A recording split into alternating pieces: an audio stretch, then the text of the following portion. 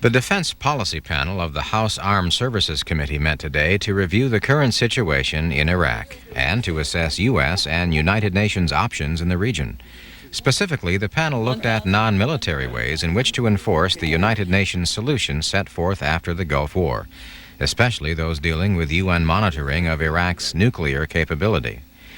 The panel heard from foreign policy scholars about such matters as the effectiveness of continuing UN sanctions on Iraq and how to assist the Iraqi opposition movement in order to unseat Saddam Hussein. Next on C-SPAN 2, we will show you the Defense Policy Panel meeting. It was chaired by Wisconsin Representative Les Aspin.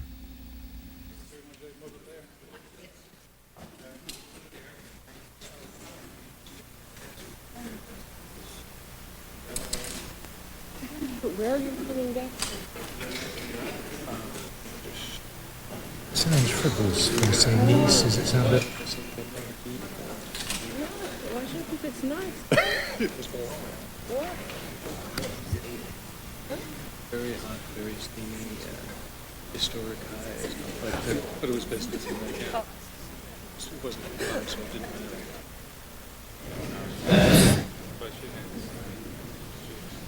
It's a little hard to know whether you ought to get out. No, I mean, you can write this. That's too bad you do. It's like a little bit. Right turn, right turn.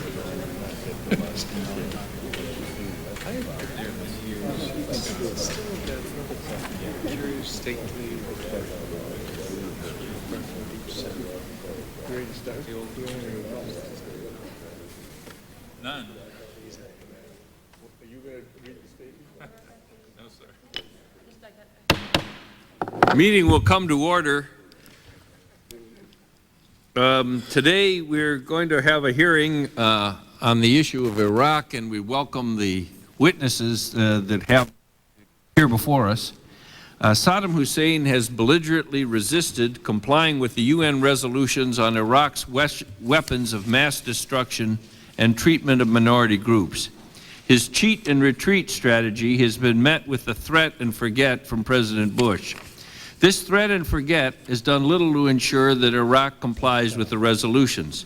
The Defense Policy Panel today begins a couple of days of hearings to explore options that the United States might pursue more successfully to achieve the goal of compliance. We begin by concentrating on non-military actions such as aiding the Iraqi opposition, strengthening sanctions, and other possibilities. Tomorrow we will explore military options. Throughout the hearings, we will also ask which options might help remove Saddam from power and whether the advantages of such action outweighs the risks. We today welcome a very distinguished panel of witnesses. Dr. Laurie Milroy, the fellow at the Washington Institute for Near East Policy, Dr. Patrick Clausen, the resident scholar at the Foreign Policy Research Institute, and the Honorable Richard Murphy, the former Assistant Secretary of State for Near Eastern and South Asian Affairs, and currently Senior Fellow for the Middle East at the Council on Foreign Relations.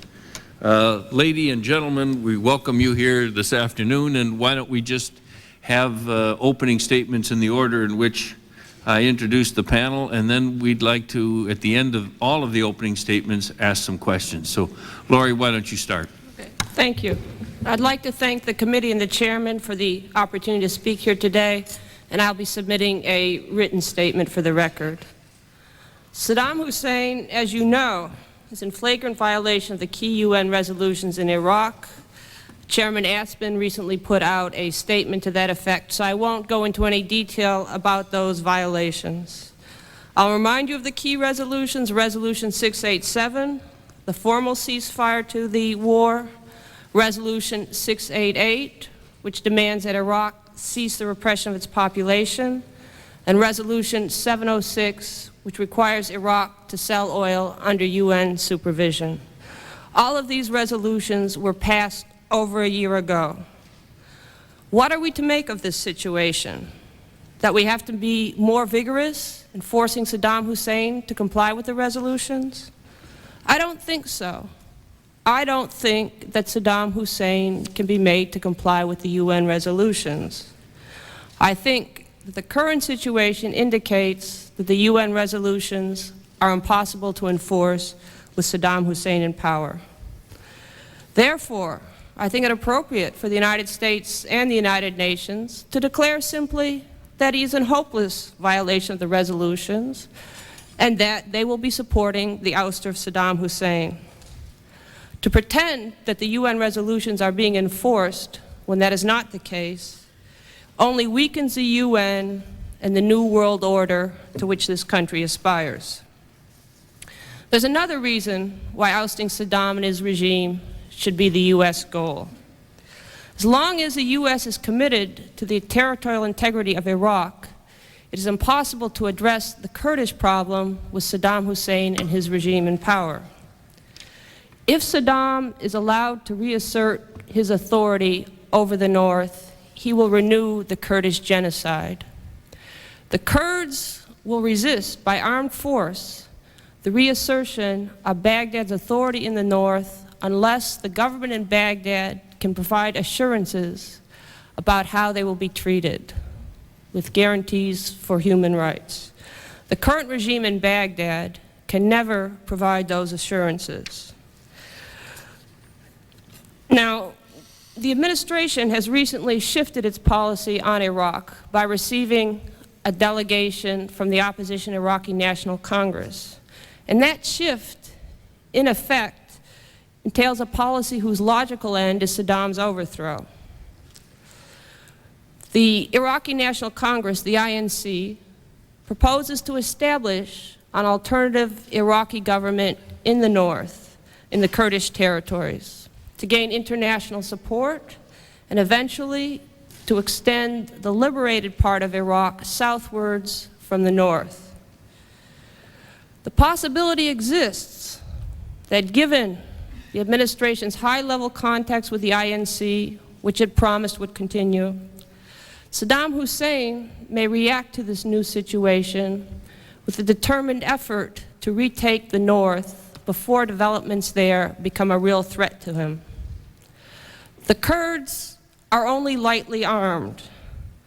I recently visited northern Iraq and met the officers of the Allied Military Coordinating Commission, the MCC. They were concerned about the military situation and felt that they were not getting enough support from Allied capitals. Saddam has 2/3 of his army concentrated in the north. The officers of the MCC felt he could easily retake the north if he was determined to do so. However, the Kurdish leadership has a different assessment. It places more emphasis on the low morale of the Iraqi army. They believe that if the Allies continue to keep Iraqi aircraft south of the 36th parallel, they can hold most of their territory themselves against an Iraqi attack. As Masoud Barzani, the head of the KDP, explained to me, the aircraft are 70% of the problem. Recent experience would seem to bear out the Kurds' assessment. Once the Allies began keeping Iraqi aircraft south of the 36th parallel, the Kurds were able to take large sections of Kurdish territory outside the safe haven zone.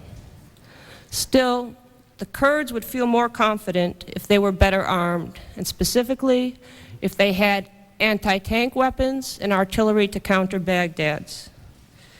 Now, if the administration does not recognize that, in fact, it has begun a strategic shift in its policy and thinks of this shift only in tactical terms, of adding more points of pressure on Saddam Hussein, Saddam may respond in a decisive manner. There could be few disasters greater in Iraq than if Saddam Hussein were to retake the north and the scenes that we witnessed last year were to reappear on our television sets. Therefore, the first step in any coherent anti-Saddam strategy is to fortify the north. There are two elements to that. One is to arm an Iraqi liberation army consisting of the Kurdish militias and the 15,000 Iraqi Arab soldiers in exile. And two, to make sure that Allied aircraft now based in Turkey are ready to continue their present mission of excluding Iraqi aircraft north of the 36th parallel, even under combat conditions.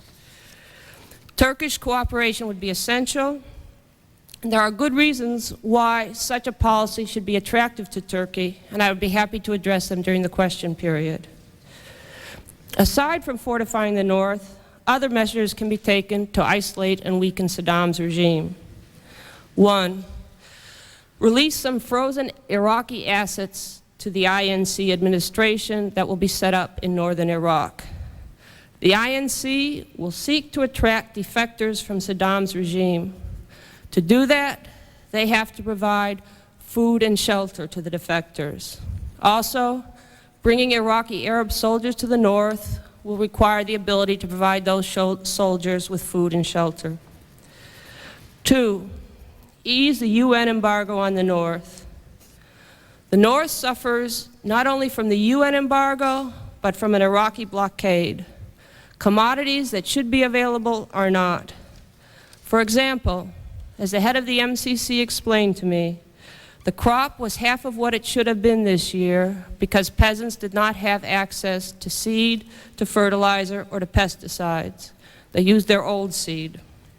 I met one family that told me they were eating the rest of the seed that they had to supplement the insufficient rations that they get from the Kurdish front. Before the next planting season, there's an urgent need to make available seed, fertilizer, and pesticide. Northern Iraq has oil. That oil can be pumped and refined, and it would largely meet the domestic needs. Moreover, the money from the local sale of that oil can be used to fund the local administration in the north. Fuel reserves for heating were largely consumed last winter. The chief oil engineer in the town of Erbil explained the general situation in terms of his personal position. Last year, he began the winter with 6 barrels of kerosene in reserve. When I spoke to him last month, he had half a barrel. Addressing the economic situation in the north should be done for its own sake, but additionally, the better northern Iraq is compared to the rest of Iraq, the more the pressures on Saddam Hussein will intensify. 3, indict Saddam Hussein for war crimes and crimes against humanity. The European community called last year for war crimes trials. It was the administration that turned that call aside. It believed, and still does believe, that war crimes might inhibit a palace coup. That was what the Iraqi delegation was told that visited Washington. But it should be clear by now that no palace coup is likely to occur in Iraq. 4, enforce 688. The enforcement of 688 weakens Saddam's hold on power. Among the elements to enforcing 688 are: A, ground all Iraqi military aircraft, particularly in the south, where Saddam is launching a genocidal campaign against Shia guerrillas, parallel to the Anfal campaign he conducted in the north. B, demand Saddam lift the embargo he has imposed on northern Iraq.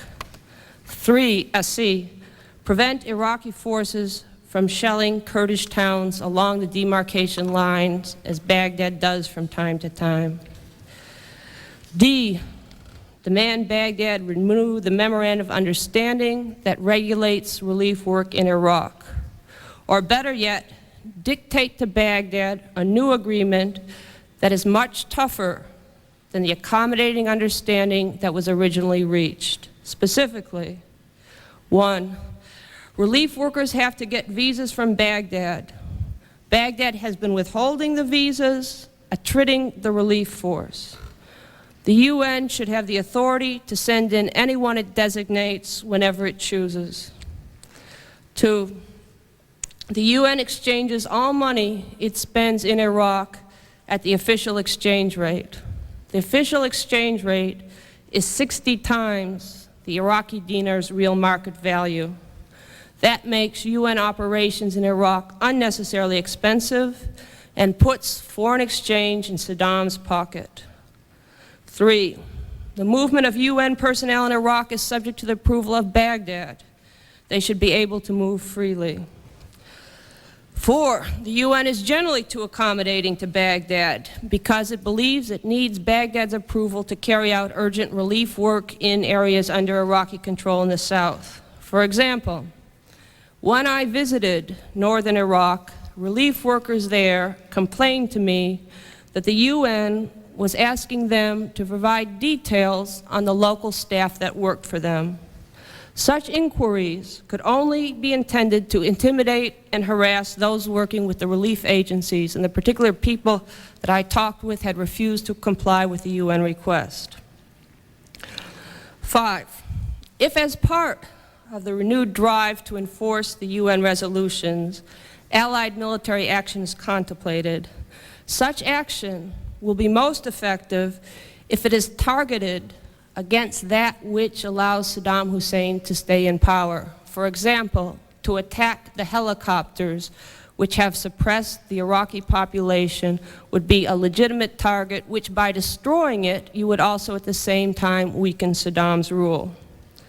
Finally, if these inspections become too onerous, in all honesty, they can be dropped.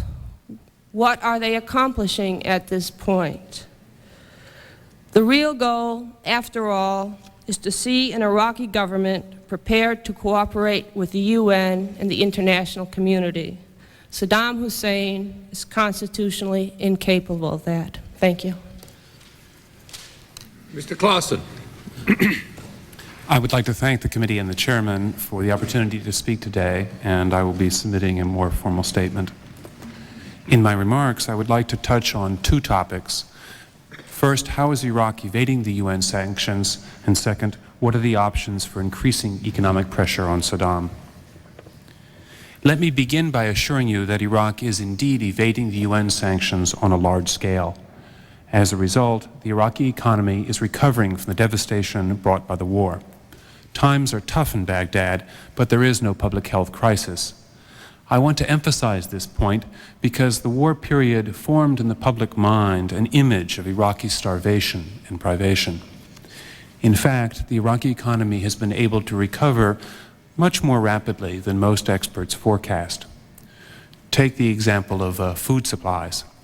Thanks in part to humanitarian shipments permitted by Security Council Resolution 687, the Iraqi government has, since the summer of 1991, provided all under its control rations sufficient for a bare minimum diet, and families supplement the rations with purchases on the free market. For 1992, the best forecast is that Iraq's imports will be about $2 billion, which is roughly 1/5 of the pre-war civilian level. The bulk of the money for these imports will not come from secret bank accounts, but from readily identifiable sources. Saddam is surviving economically, not thanks to some wizardry on his part, but because smuggling is hard to stop, and because the world's governments, including that of the United States, have not placed high priority on closing off the relief valves. There are 5 clearly identifiable sources of foreign exchange available to Saddam. First and most important is oil sales, which will earn Iraq somewhere between $400 and $800 million this year. Iraq is exporting between 60,000 and 100,000 barrels of oil per day, most of that to Jordan, but some to Turkey, and, according to oil industry sources, some to Syria. When Jordan notified the UN Sanctions Committee in June 1991 of its intention to import oil, Jordan stated that no payments would be made to Iraq. The value of the oil would be used only to reduce Iraq's debt to Jordan. On this basis, the Sanctions Committee took note of Jordan's declaration without expressing formal approval or disapproval. However, Jordan evidently made no commitments about refraining from new loans to Iraq. Therefore, Jordan can comply with the letter of the sanctions while it may be violating the spirit. Jordan imports Iraqi oil and at the same time extends new loans to Iraq in a transaction that amounts to much the same thing as paying Iraq directly for the oil. A second source of income is gold sales, which will earn Iraq $100 to $200 million this year. At the end of the war, Iraq had somewhere between $1 billion and $7 billion in gold, most of it in jewelry in private hands. Iraqis, like many in the Middle East, often sell gold during times of crisis, and these gold stocks will last for at least another 5 years. A third source is other exports besides gold and oil, which will earn Iraq between $200 and $400 million. Iraq has been exporting dates to Jordan and to Turkey. Iraq has also been exporting goods seized from Kuwait, especially automobiles, primarily to Iran. And it has also exported some used construction equipment that it no longer needs. All of these sources will again last for at least another 5 years. Iraq has also used its bank accounts to the tune of $100 to $200 million this year. The UN Sanctions Committee has authorized governments to release frozen bank funds to finance humanitarian imports. Under this provision, the British government, for instance, agreed to release $125 million frozen in Britain in association with the release of a Briton who had been held on corruption charges dating from well before the crisis. Reports suggest that various North European governments have also released many, many millions of dollars. And finally, there are grants and loans, which will earn Iraq $200 to $400 million this year. Libya has exported to Iraq roughly $100 million of food aid since April 1991. The UN system agencies are spending roughly a similar amount each year. And as for loans, some traders are reported to be extending loans to Iraq, which has promised to be generous in the future to those who provide aid in the hour of need. Furthermore, let me point out that Saddam has an easily available option if he wants to loosen the sanctions chokehold. In August 1991, the Security Council authorized the sale of Iraqi oil up to the amount of $1.6 billion over a 6-month period, subject to deductions for reparations and the cost of UN operations in Iraq. As mandated by the Security Council, the UN Secretary General calculated those costs and determined that Iraq would get $933 million out of the oil sales. If Saddam is feeling a need for additional foreign exchange, he need only make a few concessions to start the flow of oil exports under the UN-approved procedures.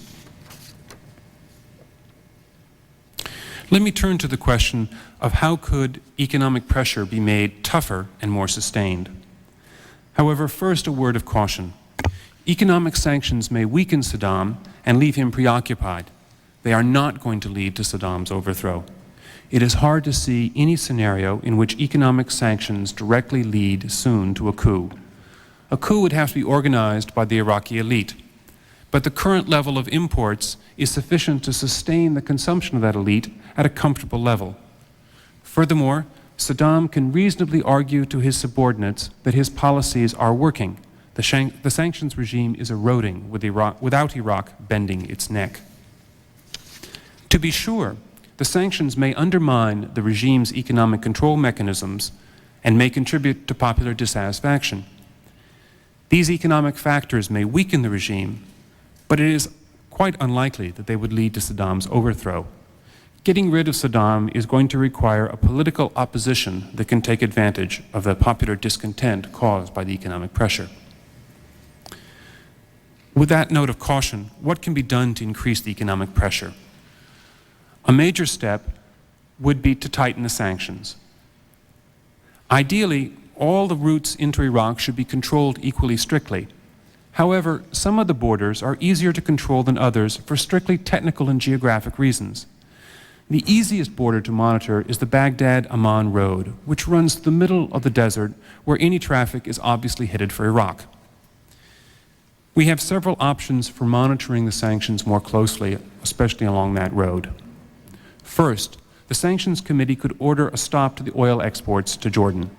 This would dry up any money that Saddam is getting from the oil, and it would reduce the Jordanian incentive to provide Saddam with credits. Jordan would be more likely to cooperate with such a step if alternative sources of oil were secured, especially if the oil were made available at a concessional price. Second, the Allies may wish to consider placing inspectors on the Iraqi side of the border along that road. The Baghdad-Iman road is less than 70 miles from Saudi Arabia, through which the inspectors could enter Iraq. This option would require a continuing presence of U.S. ground forces to back up the inspectors, which would run the risk of U.S. casualties. However, Iraq could not easily harass the inspectors, who could rely on logistic support from the Saudi side, and the inspection post would be 250 miles across barren desert from the nearest Iraqi city, giving ample warning of any Iraqi movements. Third, the Allies could consider simply closing the road through Jordan by not denying approval for any humanitarian imports via Jordan, insisting that the Turkish route be used instead. Humanitarian aid that went via Turkey could be better monitored, as it would pass through the poised hammer territory. And furthermore, this humanitarian aid would have to pass through Kurdish areas, giving Saddam an incentive to ease up on the Kurds. Once all traffic on the Jordan road was in violation of the UN sanctions, then, if necessary, military action could be taken to close the road in Iraq. Fourth, economic pressure could be applied to Jordan to cooperate more closely. Reports suggest that Jordan has recently been applying the sanctions regime more strictly, a trend which should be encouraged. In this regard, let me note that Jordan has benefited from the repatriation of about $3 billion in foreign exchange from Kuwait. The Kuwaitis have allowed departing Palestinians to take with them their bank accounts. In effect, what's happening is that the Palestinians leaving Kuwait have taken this money, put it in Jordanian banks, and then the Jordanian banks have turned around and lent the money to the Iraqi government. So indirectly, this Kuwaiti funds, which the Kuwaitis are trying to allow the Palestinians to leave with, are ending up financing imports into Iraq. If the Jordanians will not cooperate with the sanctions, Kuwait may wish to reconsider the release of these funds. In addition to enforcing the sanctions more stringently, the West could take some additional steps to deprive Saddam of resources. At the moment, the UN system is incurring a substantial financial burden, both for the inspections regime and also for humanitarian operations. And we might wish to use Iraqi funds to finance those costs. We also might wish to begin to accumulate a fund that could be earmarked for a more cooperative Iraqi government as soon as it took power. We could secure Iraqi money for these purposes through a variety of steps. One step would be to reverse the Sanctions Committee decision, which permits each country to unfreeze Iraqi assets for humanitarian purposes. And we could direct instead, or excuse me, we could request the United Nations to direct instead that these frozen Iraqi funds be used instead to pay for the UN relief operations and for humanitarian and for enforcement efforts. We could also simply directly seize the $4 billion remaining in Iraq's foreign assets. However, the commercial banks would object to this because in many cases, those funds were deposited in commercial banks before the banks agreed to extend letter of credits to the Iraqis. So the banks are now stuck with the loans to the Iraqis, and we're coming along and saying to the banks, we're going to take the assets which you made the Iraqis put in your bank before you extended them a loan.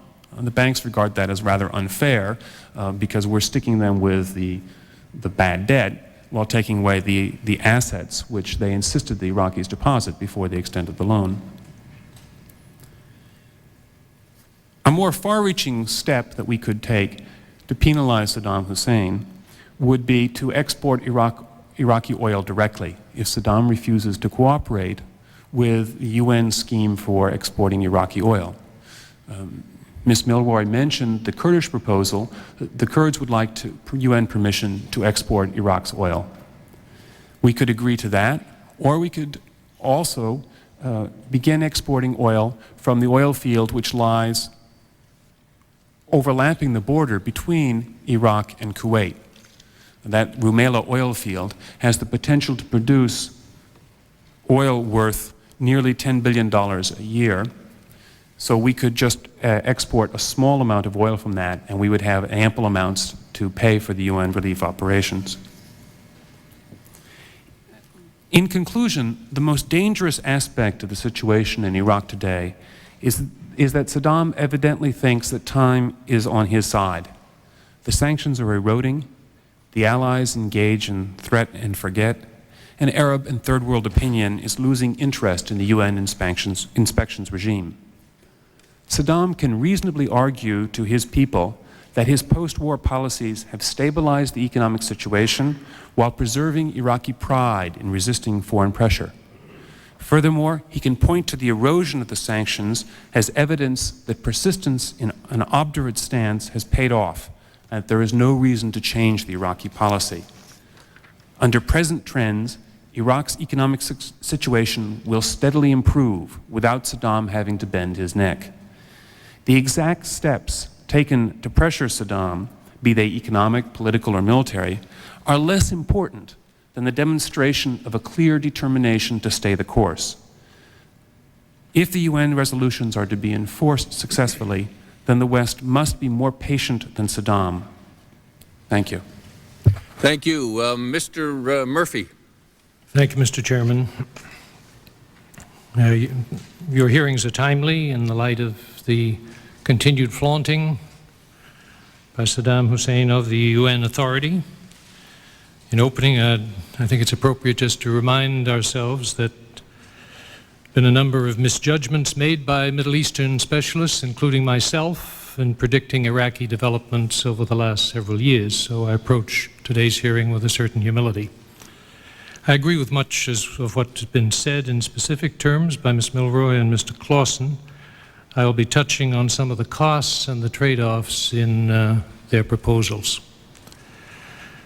It seems to me there are two objectives which are dominating our thinking about Iraq. First, how to enforce the Security Council resolutions, particularly on destruction of Iraq's unconventional weapons systems. Second, how to get rid of Saddam Hussein, the unrepentant invader of Kuwait and the brutal master of his own country. Now, the program of inspection, destruction of Iraq's non-conventional weapons is in the hands of the UN. And while Baghdad has repeatedly sought to frustrate the UN's work, its personnel are undeniably making progress. The second objective, to bring about the end of Saddam's leadership, has proven elusive, and there's a lot of debate about what form a successor leadership and regime for Iraq ideally should take. Both of these objectives can be reached only if there's a concerted and persistent campaign from inside and outside Iraq. UN Representative Rolf Fakeas has stressed the need for a steady course to implement last year's ceasefire resolutions. I agree that steadiness is a must if Iraq is to be kept from being able to go beyond mere rhetorical threats against its own people and against its neighbors. I agree fully with the views of representatives from the Iraqi National Congress who 2 weeks ago in this city argued that removal of Saddam and establishment of a more democratic pro-West regime will be a sustained process and not just a series of events. Unfortunately, one difficulty in maintaining the campaign against Saddam is that his domestic opponents are disunited and the policies of regional powers towards him are uncoordinated. Three brief comments on renewing military action, although I realize that's the hearing tomorrow, but I think it does bear on what we're saying today. Firstly, an attack by coalition forces or by the U.S. acting unilaterally, if not coordinated with his domestic adversaries, would not significantly hasten Saddam's departure. They might well be counterproductive. Secondly, renewed military action would jeopardize the ongoing UN and IAEA inspections. As Fakeas implied in his article published in the New York Times, the Special Commission has done more to destroy Iraq's missile and non-conventional weapons systems than did last year's massive air and ground campaign. The UN's highly intrusive inspections also serve to remind the Iraqi people that Saddam is not master in his own house, and the way he is resisting this intrusiveness is the measure of the embarrassment that it's causing him. Thirdly, there will be a political cost in the region to resuming military attacks. For example, Egypt has made plain that it is increasingly skeptical about further punishing Iraq. A resumption of military attacks will, to varying degrees, exacerbate anti-Western, anti-American feeling in all Arab countries. Continuation of economic sanctions, as Patrick has pointed out, the sanctions show our continued resolve, even though they principally serve to add to the index of popular misery in Iraq. Their duration has far exceeded the time thought necessary to trigger reactions which would bring down the regime. This is having a negative impact, the duration of these sanctions, on the attitude of the Iraqi people towards the United States. Regrettably, this is not a sufficient, in fact, it is no reason to scrap the pressures of sanctions, but it's a political reality. Tightening the sanctions may well be worthwhile, but we must recognize this is a double-edged sword.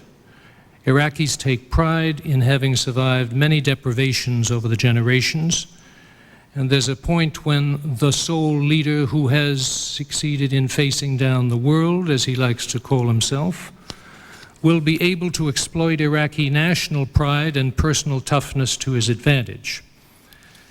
The impact of the attacks and sanctions may eventually stimulate more loyalty than anger toward the regime. It may well be possible to ease the embargo on the Kurdish-controlled region in the north, where, because of Operation Provide Comfort, Saddam's writ does not run. Humanitarian assistance, medicine, building materials, spare parts, all of these would go a long way to ease the refugee and economic problems and provide psychological support to the rebels. The Baker-Scowcroft meetings with Iraqi oppositionists 2 weeks ago were one step towards greater American involvement in Iraq's domestic politics. Those meetings have added to the international legitimacy the opposition has been seeking. But how much is Washington committed to see a democratic alternative succeed in Iraq? I would urge caution in our dealings with the oppositionists, lest they assume we're ready to do more to support them than appears to me likely. Frankly speaking, the U.S. lacks the capability, let alone the national consensus, to play the role of the external power that is to be principally responsible for installing a democratic regime in Baghdad. Setting our foreign policy preoccupations outside the region aside, one difficulty we have in advancing the interests of the opposition is that for the past 20 years, that opposition has been fragmented and responsive to regional patrons. And many oppositionists have been to a large degree marginalized just because they were so dependent on those patrons. So it's the Iraqis who have to take the lead in replacing Saddam. We can play a useful supporting role by encouraging regional powers to be more generous than they have been to date in funding and equipping the opposition, and we should be urging them not to continue to try to control them. The Kurds are the spearhead of the opposition as it has developed to date. They've held their own elections, and it is in Kurdish territory that an all-Iraqi opposition provisional government may one day be established. Now, our support for Kurdish aspirations adds to the political pressure on Baghdad. But provision of needed humanitarian relief to the northern region is going to take coordination with the neighbors, Turkey, Iran, Syria, Saudi Arabia. Laurie Malroy has written about the dislike of the Kurds for both Arabs and Iranians. That is accurate, and it is mutual. As for the Kurds' future political status, all of these countries remain wary of any move towards Kurdish separation. Greater autonomy, self-government for the Kurds, who themselves are still debating the issue of independence, should be the goal of our policy. An attempt to establish an independent Kurdish state or to federate the Kurdish area with any country except Iraq will be a prescription for future instability. Now, to argue against an independent Kurdish state strikes many Americans as both undemocratic, as absurd, the latter in the light of the disintegration of the former Soviet Union and events in Eastern Europe. But I remind that all Middle Eastern borders, with the exception of the Egyptian borders, are just as open to challenge as are those of Iraq. Border changes to provide statehood for the Kurds risk challenges to existing sovereignties throughout the region. In the south, Saddam's attacks on the Shia have not excited the international concern which they deserve. Although information is limited, we know a massive refugee problem exists and that the Iraqi Air Force continues to attack the population at large. Unquestionably, to create a safe haven in the south, comparable to that north of the 36th parallel, would not only preserve human lives, but would add further internal pressures on the regime. A decision should be made, in my opinion, to ban all Iraqi military flights. There is a question whether existing UN resolutions justify that action, but if there is an argument against simply acting on the basis of 687 to ban these flights, then we should take the lead at the Security Council to seek a new resolution. The problem of getting agreement on a local staging point for coalition aircraft to enforce the flight ban may prove problematic. Iran, up to now, has taken exception to military operating in the region by the coalition. On the positive side, Saudi concerns over the Iranian-based Shia opposition seem to be receding, and this may create new areas of cooperation helpful to the opposition. Syria's position is less clear. One of the main reasons for the failure of last year's uprising, and this is a reason cited by the opposition itself, was the lack of communication, the lack of coordination between South and North. They have urged that the U.S. play a significant role in helping facilitate communication and cooperation among the regional patron states.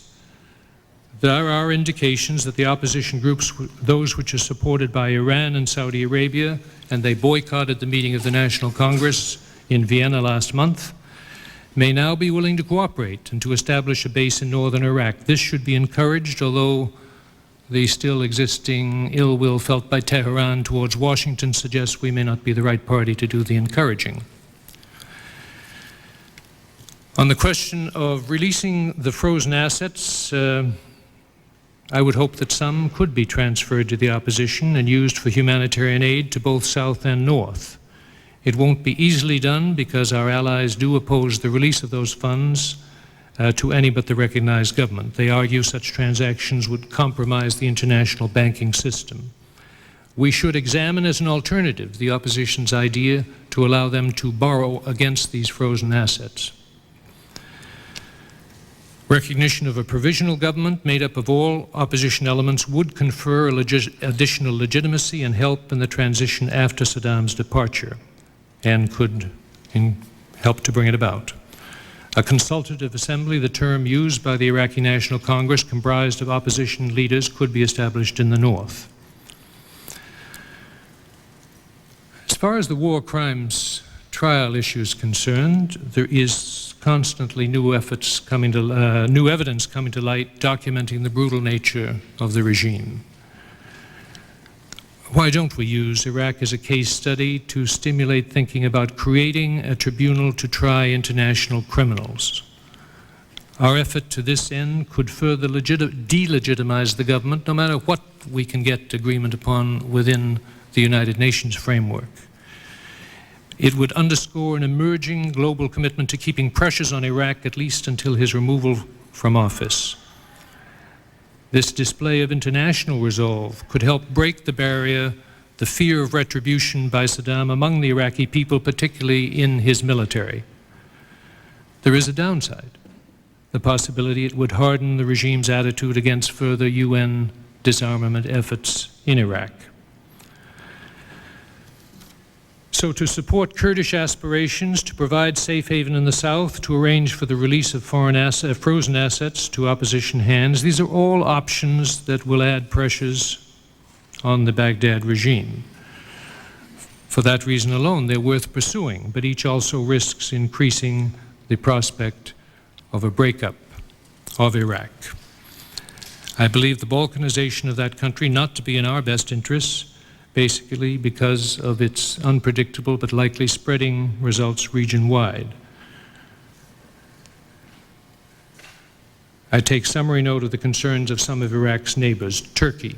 The Kurds in Turkey are no longer called mountain Turks, and the government seems intent on liberalizing restrictions on the Kurds. But Ankara basically wants to assimilate their Kurds as Turks. A loose confederation with northern Iraq or any situation that opens trade, access to mineral rights, water and oil from the Kurdish entity would be a boon to the Turkish economy, but a Turkish entity in confederation with Turkey, a Kurdish entity in confederation with Turkey, would be potentially a loose cannon. Iraqi Kurdish leaders would not be able to expel the PKK element of the Kurdish political structure, even if they wanted to. And this latter point is still being debated. Saudi Arabia and Kuwait would feel more comfortable with a permanently weakened but not with a dismembered Iraq. The Saudis are reportedly concerned that balkanization or the separation of the north could prompt a land grab by Syria and possibly Syria. A breakup of Iraq might enhance the regional influence of Iran as well as Saudi Arabia and Syria. Recent reports of Iran's military budget remind us of that country's determination one day to regain its formerly dominant role in the Gulf region. The manner of confronting Saddam, his interest is in the survival of his person and his regime. Restoring his image as the hero of the mother of all battles is fundamental to his game plan. And he has successfully irritated the United States and the UN. He's provoked the American president to speak angrily about the delays over UN inspections. This has been reminiscent of the highly personal attacks which President Bush and Saddam made on one another in the pre-war period. Saddam's survival, much less his maneuvering against the Council resolutions, is galling. But we should confine ourselves to dignified and relatively few statements rejecting Iraq's challenges to the UN and supporting the international community's refusal to see Iraq maintain an offensive military capability. Angry rhetoric debases us and quickly translates into bluff in Iraqi ears. Furthermore, it is Saddam alone who benefits when foreign leaders allow themselves to be cast as his equals. In conclusion, I admit I speak to you today as a conservative who prefers to work with certain givens in that messy and volatile part of the world in which we have major interests. As regards the administration, I do not know whether or how much committed it may be to playing a sustained role to effect major changes in the region's political structures. I am unaware that there are any budding strategists in the administration who want to emulate Messrs. Sykes and Picot, the engineers of British and French foreign policy during the First World War, who drew those Middle Eastern borders to suit then prevailing imperial interests.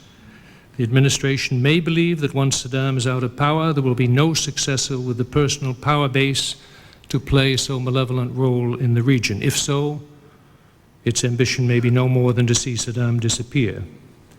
Our only real choice is to stay the course, working firmly and calmly to maintain the intrusive inspections already agreed upon in the Security Council. This will achieve our goal of preventing Iraq from again threatening our interests and those of the region. Thank you, sir. Thank you, Mr. Murphy, and thanks to all of you for the very interesting set of opening statements. Let me begin with a couple of questions and yield to my colleagues. First question is, and perhaps you all agree on this, so build on each other's answers. Lay out for me, if you can, and for the record, what are the dangers if we continue on the current course? I mean, we have now had how many months? A year and 4 or 5 months? It was April of 1991 that the UN resolutions were passed, accepted by Iraq, and ended the war. In that year and a quarter or so since, what we have seen, of course, is a lot of resistance on behalf of Saddam Hussein and the Iraqi government towards compliance with these resolutions. Suppose this were to continue. What do you see as the future? Why is it that we're worried about a continuation of the current trends? Anybody? Well, I think Patrick mentioned that simply Saddam, I agree completely with what he suggested about Saddam sees that time is on his, that's Saddam's belief, time is on his side. The erosion of the present regime, it seems that at present we are not likely to get a hold of Saddam's chemical weapons program, his biological weapons program, or his Scud missiles. And one can only cite the Robert Gates in his testimony January 15, in which he said, much of the hard-to-get production equipment for chemical weapons was removed and hidden before the bombing started. The biological weapons we don't know about, and these inspectors now are looking for hundreds of Scud missiles.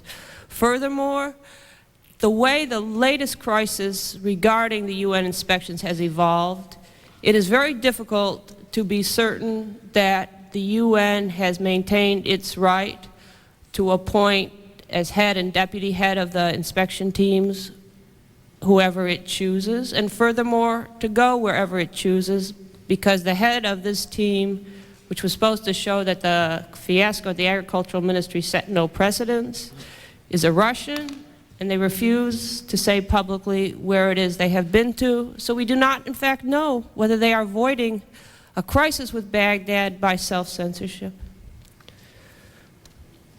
To be honest, I'm more worried about the effects that staying the course would have on our policies elsewhere in the Middle East and elsewhere in the world than I am about the effects vis-a-vis Iraq. Because Iraq is going to remain a relatively militarily weak. But I'm very concerned that the people of the Middle East may draw the conclusion that the United States lacks staying power.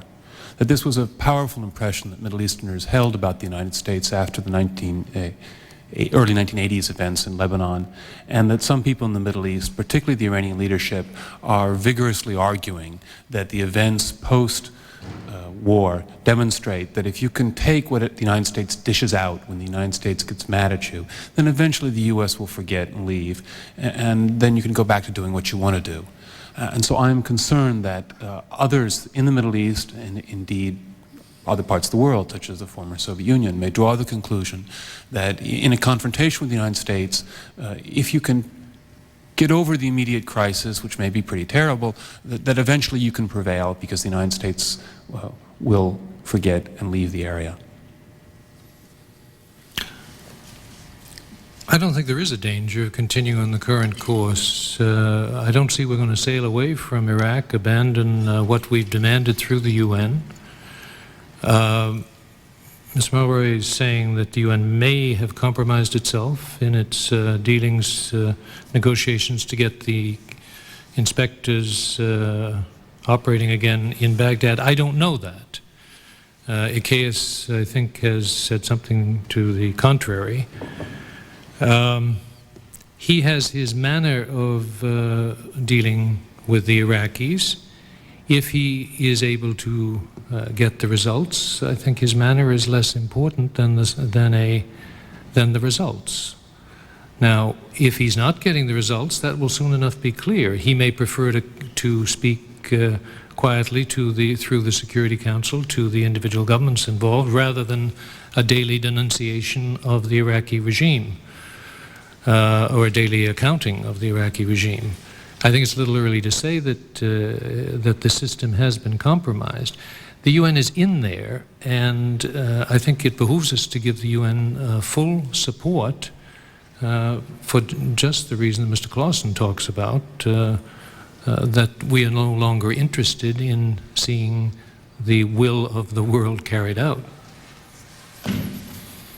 Let me ask then the question that Laurie Milroy addressed, which is her statement that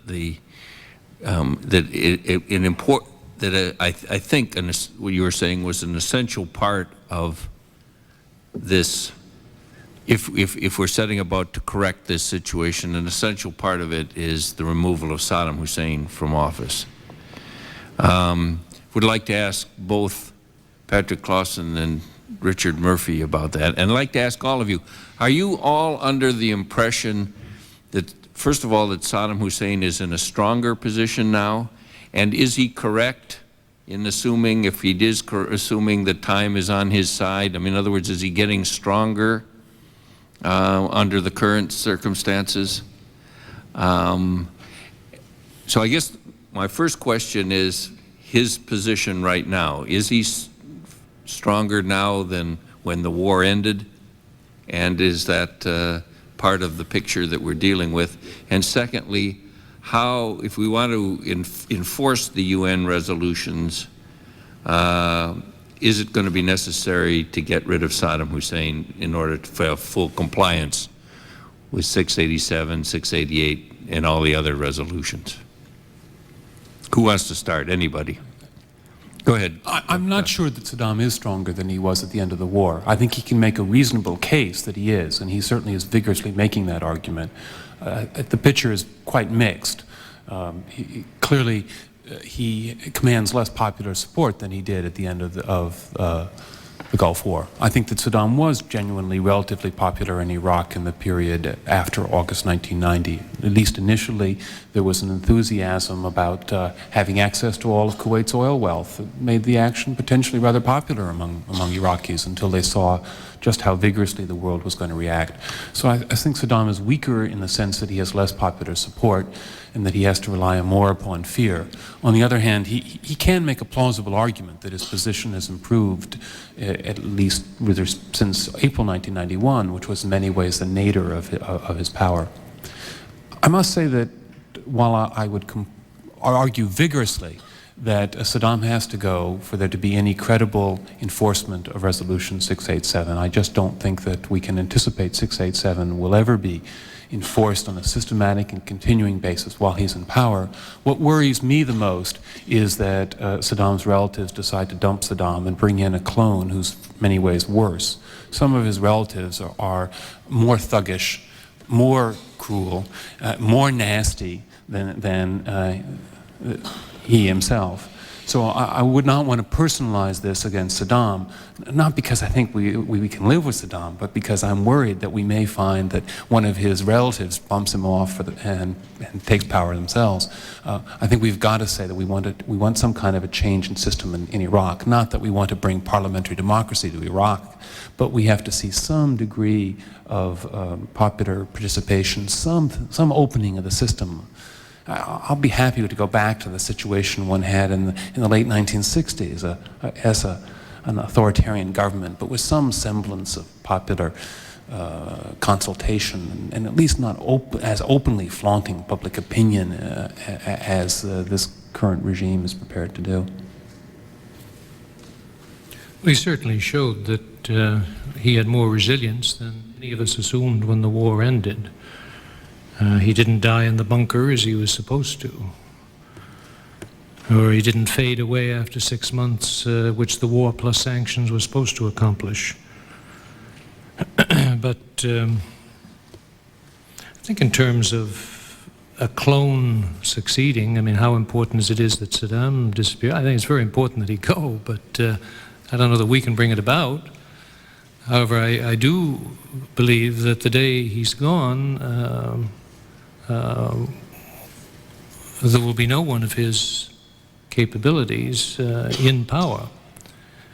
It took him 23 years to build that machine, that cult of personality, and it's not that there might be there will be other brutal men around Iraq hoping to seize power, but they will not have the controls and presumably the charisma, peculiar as it is in our eyes, to play the role of president of Iraq that he has done. I think, if I might say thus far, I'm glad to see that it's not a major issue in our campaign, because I think he is hoping to benefit by our campaign for our presidency. And I think basically that the statements are mutually supportive thus far. Hope it'll continue. Yeah, I believe that Iraq now is the largest military power in the Persian Gulf. Much of what was destroyed in terms of conventional weapons has been rebuilt, some 70 to 80%. Those involved in the conventional arms industry were employed around the clock initially to take out the equipment that had not been damaged, and then subsequently to rebuild what had been damaged. So there's, I think, no doubt that militarily he is stronger than he was when the war ended. I think also politically he feels stronger. And what I would suggest is the crowds in Baghdad that were harassing and intimidating the UN inspectors. When the war ended, there were no demonstrations in Baghdad for some months. And when those demonstrations began, it was women, school teachers, and children, as if Saddam didn't trust to have large numbers of men in the street. Now he does. He's not afraid of it. As to the question of time being on his side, and the sense that it seems that he sort of survived the worst of it, an example I'd give to illustrate that is what the Iraqis told the Kurds when they were negotiating with them immediately after the war ended. Hussein Kamal, Saddam's son-in-law, said to the Kurdish delegation, "How long will the U.S. stay there? 1 year, 2 years, 5 years? Eventually they will go and we will know how to take care of you." That, I believe, is reflection of Saddam Hussein and his cronies' attitude toward the situation. Finally, I think it appropriate to ask, what is U.S. policy? We have to think through this clearly. General Scowcroft told Massoud Barzani, who came here with great hesitation, remembering what had happened in 1975 to his father. And in that meeting with Scowcroft, General Scowcroft told him, "We won't let you down." Well, that's fine, but what does that mean? What will the U.S. do if Saddam Hussein launches a determined assault on the Kurds? Let me ask Lori the version of the question that, or the statement that Patrick Clausen had there. You say that that getting rid of Saddam Hussein is kind of the sine qua non of being able to get in some enforcement of these resolutions. Suppose you had the Patrick Clausen phenomenon. Suppose Saddam Hussein goes but is replaced by somebody who is just as thuggish and has the same objectives. And let me put another spin on it. I mean, as soon as Saddam Hussein goes, my guess is the world heaves a sigh of relief and turns to other issues big time. One of the advantages of keeping the pressure on is that Saddam Hussein, at least from a public opinion standpoint, is Saddam Hussein is still there. So it is relatively easy for people in the United States and perhaps in the UN to believe that there's still mischief going on. I would guess possibly if Saddam Hussein goes, people think the mischief is stopped. Now, the mischief doesn't stop, according to the Patrick Clausen theory. Dick Murphy says, but the man won't have the same power, charisma, experience, and whatnot. Could you actually have a more dangerous situation with Saddam Hussein gone than with Saddam Hussein there? Well, I don't think it would be more dangerous with Saddam Hussein gone, but I don't think it will solve the problem. It was a Sunni member of the INC delegation who told American officials, when he's told, we can't have war crimes because, then there won't be a palace coup, this fellow Arif Abdul Razak, who was once Iraqi Prime Minister, Chief of the Air Force, explained to American officials, one, why there won't be a coup in Iraq. It's just inconceivable that Saddam's cronies are going to move against him.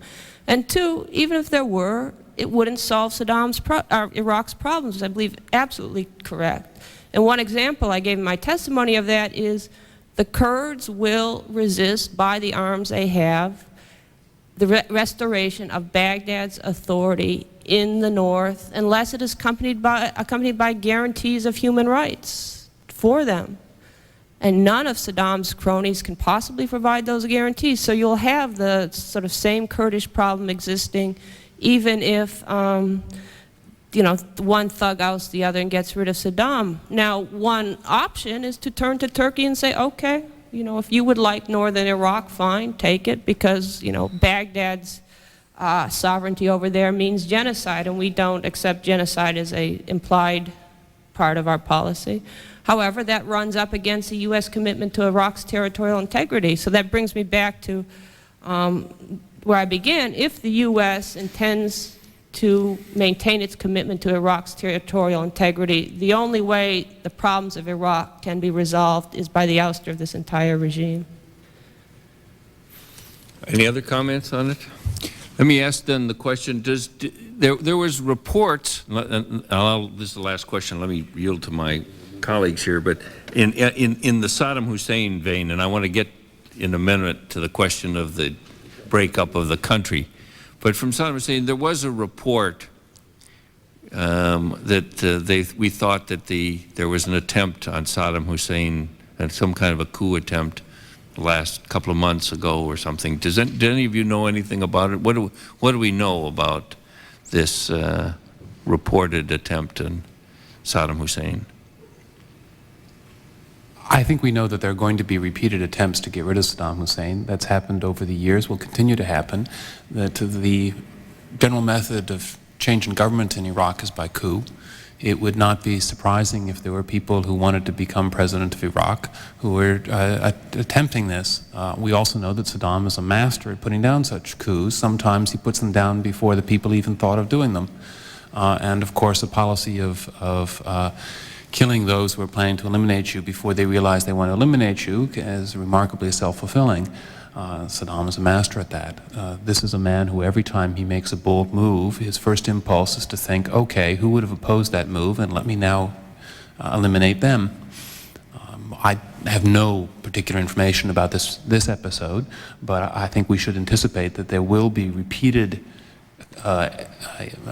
claims by Saddam that there were such episodes, and he will repeatedly purge the elite. My information is that there was something of a coup attempt, but it was nipped very early in the bud, and I think that's typical. I think furthermore that the more there is a focus on promoting a coup in Iraq, the more once you set yourself up to be manipulated by Saddam Hussein, because he has much more experience with coups than any American, certainly. I mean, one of the things I am sort of currently exploring is what happened at the end of the Gulf War. Schwarzkopf gave Iraqi helicopters permission to fly without any restrictions, and that was evident in the Safwan transcripts. Well, there's some reason to believe that he was acting somehow on information these helicopters were going to launch a coup. But when I was in northern Iraq, I spoke with many people who knew personally the head of the helicopter squadrons, who identified that fellow as a man very loyal to Saddam Hussein, who would never in his life move against him. I use it as an example of saying that the more the idea is promote a coup, the more that Saddam can manipulate it by sending out people who'll tell you, I have a list of officers, I can promote a coup, but they are in fact acting on Saddam's instructions. And it seems to me that that is one of the things that has happened in the context of this crisis, and that several players, not only the U.S., the Syrians as well, and others, fell for that. So it rather argues for not talking so much about getting rid of him. No, I think it argues not by a coup, that what you need is a broad-based movement, sort of like this Iraqi opposition, which is not subject to the same sort of manipulation by a fellow who knows more about coups than anyone else. Anybody else? Thank you, Mr. Chairman. It's hindsight time. Each of you, either in testimony or on television news programs touching on the matter, did discuss advice during the Desert Shield, Desert Storm era. I would like to ask each of you, A, what was your advice and recommendation? B, how accurate were you? Ms. Milroy? Okay, confession time. I will confess to being absolutely wrong about Iraq prior to say 1989-90. I understand why the administration believed that Saddam was a kind of dictator they could work with, that the Middle East is a very difficult place and there are not many people you can work with. Furthermore, in retrospect, I have come to understand better the extent of deception that is there in that regime. I would compare it somewhat to Stalin, an Arabic version of Stalin. For example, in conversations that I had with a senior Saudi, we were looking back at what Saddam had intended.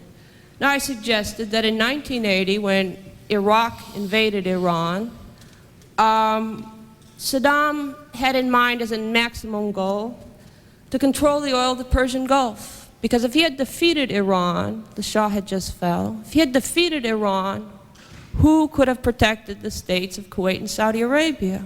It's only over the past 10 years that there's been this big American defense buildup which allowed Desert Storm to happen. And I said, and that's what I think Saddam had in mind in 1990 when he invaded Kuwait, that the old goal came up when the opportunity appeared. And the Saudis said to me, yeah, in fact, I used to meet Saddam Hussein and he would confess, you know, I thought in 1980 control the oil of the Gulf, I learned my lesson.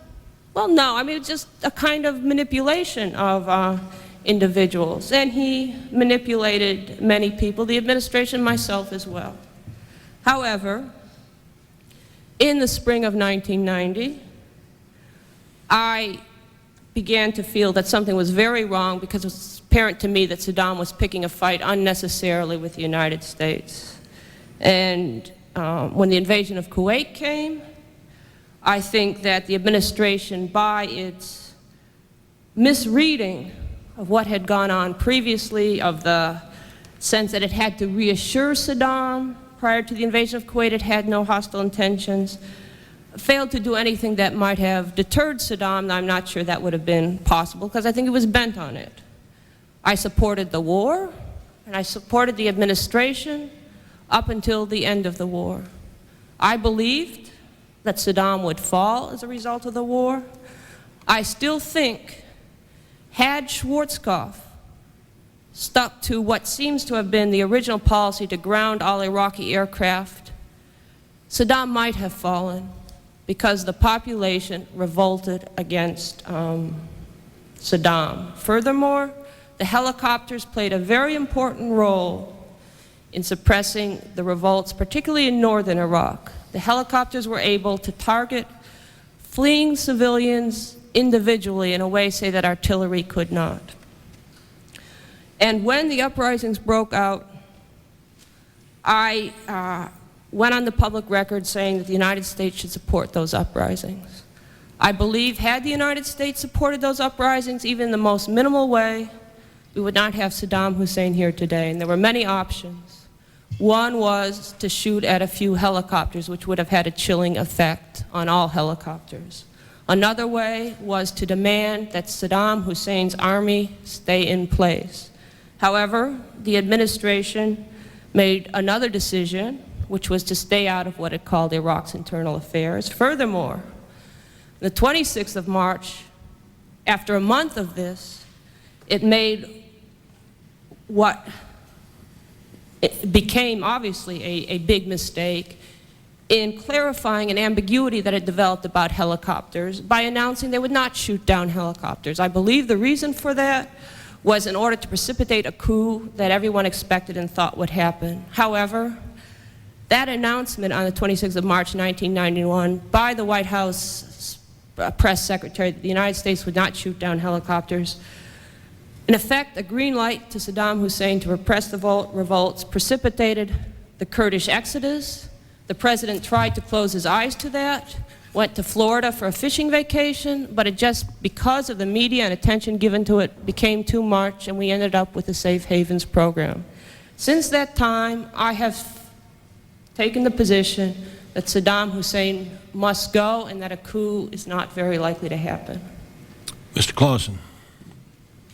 I confess that during the Gulf crisis, I foolishly agreed to answer some questions about military matters, a subject on which I know very little, and most of my comments were not insightful at all. I was worried that Saddam would find some way to win a political victory despite a military defeat, and to this day I still don't think he's been able to do that. So when I stuck to the ground that I knew best, which is about economics, the subject that I spoke about the most often, I think that my forecasts were pretty accurate. I was a vigorous defender of the position that economic sanctions were unlikely to bring a change in Iraqi regime behavior, and that the effects of sanctions on reducing the living standards in Iraq would not particularly impress Saddam to cause him to change his behavior. Thank you, Mr. Murphy. How far back did you want to go, Congressman? Seriously, I thought you were talking about Desert Storm and the buildup. Desert Shield. Desert Shield, Desert Storm. I would say from the moment of invasion. Invasion on, yeah. Yes. I thought that he would blink as the forces started gathering in Kuwait, and that he would have been wise enough to make at least a partial withdrawal and thereby block what became Desert Storm. I misread him. And I still I don't believe I understand the psychology. I know him very slightly from my own service, and of course I have to remember that he ordered the movement against Iran 10 years before, which was considered a strategic mistake in retrospect, and the same man made the same dumb power play against Kuwait. Something's missing in his analysis of his capabilities and Iraq's capabilities. But I did think that he would blink and that we wouldn't see a war. I advocated sanctions publicly in the fall, coupled with the assumption that this will bring him to blink, that plus the military build-up, and he did not. He appears to, well, it's been said that he felt that we would have been out to get him in any case, in any way, and this may have all have been an enormous entrapment of Iraq. I think he was quite wrong on that. I don't think we were nearly that far-seeing in the 80s or as the build-up started after in the build-up of the spring of '90 of his increasingly hostile and negative stands. But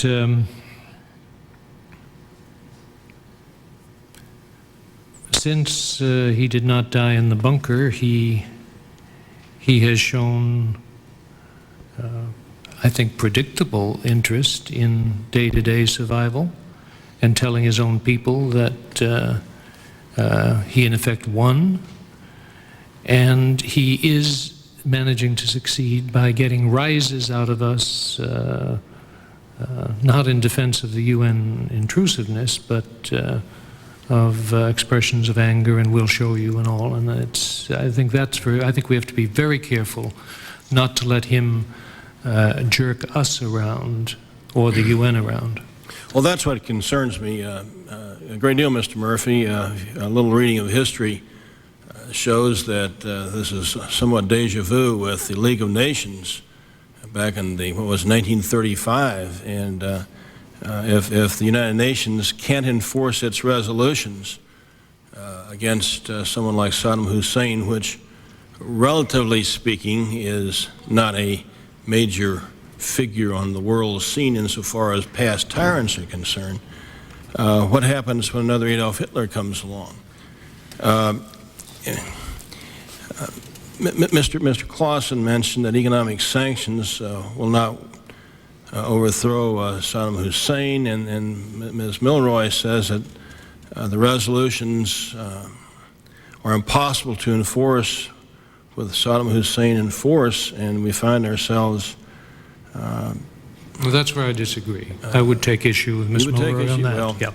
I think they are enforceable. And what I see in Achaeus's proceeding is trying to wend that way to get the job done to enforce those resolutions. I have one last question. It was really procedural, but Does the United Nations need to pass another resolution to enforce Resolution 688 or 687? I just don't know. What's your judgment on that, any of you? Do they have to go through the same thing again, or can they just say, go get them? 687 is under Chapter 7. I believe the authorization for military action for that already exists. 688 is not under Chapter 7. So they could proceed under 687 to enforce any sanctions, is that correct? Without further resolution? Yes, I think that's in the resolution itself. Fine, thank you. Yeah. Thank you, Mr. Chairman, and I want to thank our three witnesses, I think, for providing some very interesting testimony. It's also an interesting day in that the Attorney General has turned down the request of the House Judiciary Committee for an independent counsel vis-a-vis the Iraqi investigation that three full committees asked for. And I think that's very troubling as to how well we can deal with our own background and where we are. So I guess part of my concern is I've always felt we have a weakness as a culture in that we personalize all this much too much. We tend to make Saddam Hussein a good guy, and then suddenly he's Hitler, and then now we're back to saying he's the worst thing that ever happened.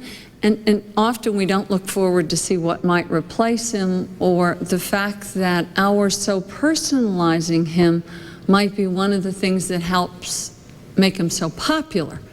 And I guess my frustration is, how do we as a world community keep this at the UN level rather than the US? I mean, let's really make the UN real, not just it's a front for the US, but the UN should be very real. And make sure that they're not just passing things, but they're also proceeding to enforce things. Because what I think I hear everyone saying is one of the reasons the sanctions aren't working too well is, we all know this, is that Jordan is letting everything go right on through, as much as they did during the war. Syria, Saudi Arabia, some of the neighborhood is very weak in standing up on this.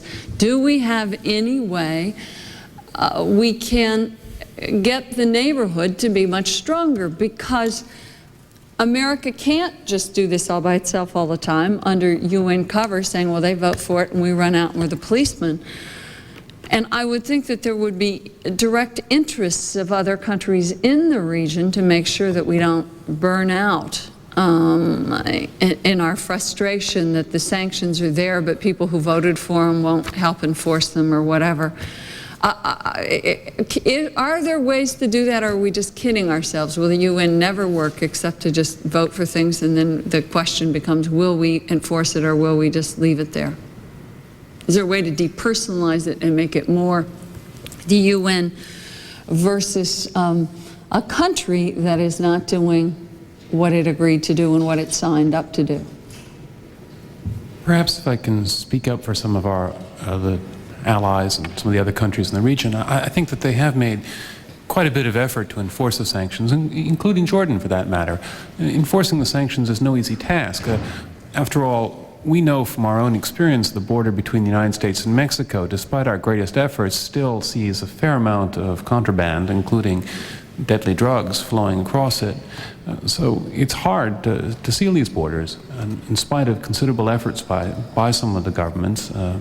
I think, for instance, of the Turkish government, which is, in particular, which has put a lot of effort into its small border region, and yet finds a lot of smuggling going on.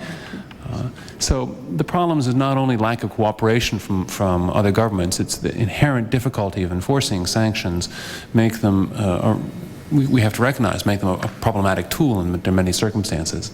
That said, we also have to say that if there is a problem that the world has got with Saddam Hussein, that it's not immediately obvious to his neighbors why they should be the ones who have to bear the full financial burden of this effort to stop him.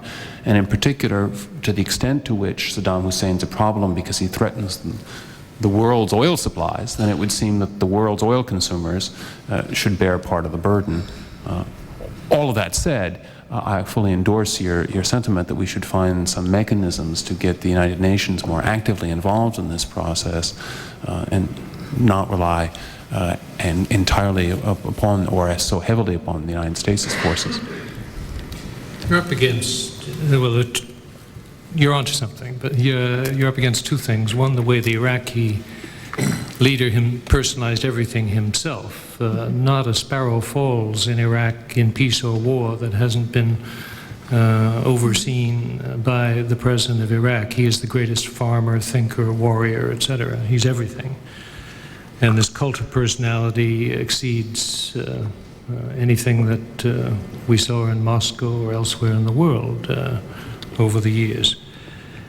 And you're up against the fact that the United Nations is, that the United States is not only impatient, but did play this massively dominant role in organizing the war and in organizing the international diplomacy at the Security Council. Now we're seeing we can't get some things just because we are the only remaining superpower, and it certainly is a time to look very hard at one specific, the war crimes trial. I mean, we're not going to keep bringing Noriegas, I assume, to the United States. There's got to be something created that will be supportable internationally, and the threat of that, I mean, it's been mentioned in regard to Yugoslavia. Wouldn't it be useful to have it out there as a threat today, that you will be hauled before and be indicted by such and such a UN mechanism? That, I think you're right, we should be pushing, and that's just one specific area we could push. I would like to underscore what Mr. Murphy just said, particularly in regards to war crimes, because I think two things have been missing in a U.S. policy since the war ended. One has been principle, and the other has been a coherent plan, leadership. And war crimes trials are the basis of any principled posture towards Baghdad. They should have been held. Or not in the sense you have to go and get him, but you have to indict him. You have to, not just him, but those around Saddam, to publicize the atrocities.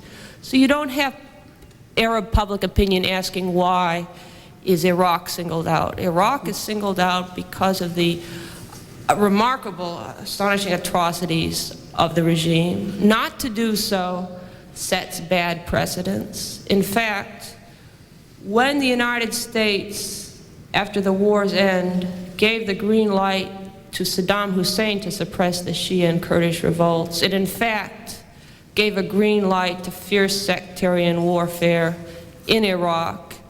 And a Yugoslav friend of mine says that Croats and Slovenes believe that Milosevic took his cue from the way the U.S. dealt with Saddam Hussein. So principle is one necessary element. Leadership is another. The regional alliance is beginning to become shaky because the countries there wonder, is Washington serious? Countries like Turkey. If Saddam Hussein doesn't go, they will have to live with him for the next 2 decades. Now, if they believe that Washington's not serious about getting rid of that regime, then they start to look to measures to accommodate Saddam Hussein. And that's what you have going on with Turkey pursuing a 2-track policy, going along on the one hand with poised hammer, but on the other hand, reopening its embassy in Baghdad, saying that it will invite a delegation from the Iraqi National Assembly. You have the erosion of Iraq's isolation in the absence of any clear American policy aimed at what really must be the goal, removing that regime. Well, I guess my frustration is if we had this hearing a year ago in this room and people had predicted that today Gorbachev would be gone and Saddam Hussein would still be in power, Americans would never have believed it. And again, I think it's because of how we perceive different world leaders, and we're rarely right when we start perceiving different world leaders. But what I think I hear coming out of this, and I think it's very interesting, Mr. Murphy said something that I thought was important, and I want to make sure I get it right. I am troubled by pursuing the Kurd policy in a way when you look at Yugoslavia, when you look at the potential of the world continuing to break apart in this new world order, or disorder, whatever it is. So I think that may be part of why Turkey is pursuing the two-track policy, not so much because they're afraid of America leaving the region, but they may be afraid of where the Kurdish policy may go vis-a-vis Turkey and vis-a-vis the region for further disassemblance. The fear is that sometime in order to get at Saddam Hussein, we may adopt a policy that then unleashes other forces we hadn't thought about in other parts. So I like very much the war crimes one, because I think it fits across every part of the globe, and especially with TV today and CNN and everything else, I think war crimes trials done by the world community could be very, very important. And that's not a policy that gets us into a lot of trouble. Now, I may or may not have construed that right, and I'd be interested in your analysis of that, but I just wanted to go back too for one follow-up on my prior question, and that is, what is the biggest problem of enforcing sanctions? If it is money, and I think a lot of it is the commitment of resources by the UN, because the UN seems to be really being tapped out and also being used by Iraq, and Iraq is tapping them out by how they charge them for everything, then doesn't going against their assets also make a very logical policy similar to the war crimes thing, where you could assess against the frozen assets to run the UN sanctions, or to run enforcement of the sanctions, or run whatever? Why couldn't you get that kind of a mechanism going? Because I think that's one of the reasons it's so hard to keep the money coming, to keep it all going. This is to start using the frozen assets. Right. Mm-hmm. I think let me address the second part of your question, if I may. First, I would suggest that the biggest problem in enforcing the sanctions is the political will, particularly the political will of the United States, and that we have sent very mixed signals to the Jordanian government, in part because of the high priority that we have placed upon Jordan's participation in the Arab-Israeli peace process. We have at times turned a blind eye to Jordanian practices and encouraged the Jordanians to think that we would turn a blind eye if only they complain loud enough. And that there are a fair number of people in the administration who are very much of two minds about how vigorously we should push Jordan on the sanctions front because of concern about the Arab-Israeli peace process. That seems to me the overwhelming factor in explaining Jordan's behavior on sanctions enforcement. The mixed signals they're getting from the United States, combined with their own mixed impulses, which is, on the one hand, to cooperate with the UN, but on the other hand, a considerable amount of sympathy with the Iraqi situation. And while there are many advantages to seizing the UN assets, the Iraqi assets, let me just note that one disadvantage, which I'm sure that you come up against often, is that if we seize the Iraqi assets to use for these purposes, the Iraqi assets will not be available to repay Iraq's debts. And that means, for instance, the $2 billion the Iraqis owe the U.S. taxpayers. So that, for instance, our budget deficit will go up by $2 billion if we take the Iraqi assets and use them to finance the UN operations, rather than using them to repay the money that Iraq owes its debtors. And I think that... Which was supposed to go for agricultural loans and not for the not for weapons. Military loans, but the Attorney General doesn't want us to look into it. I mean, you know, this is sick. Precisely, but we do have a problem here, which is if we seize the Iraqi assets, in some ways what we're doing is taking money out of our left pocket, namely the debts that we are owed by Saddam Hussein, and we are taking that money out of the left pocket and putting it in our right pocket to go then fund these relief operations, which is why personally I would rather compel Saddam to start exporting oil, because if we compel him to start exporting oil, that's new money.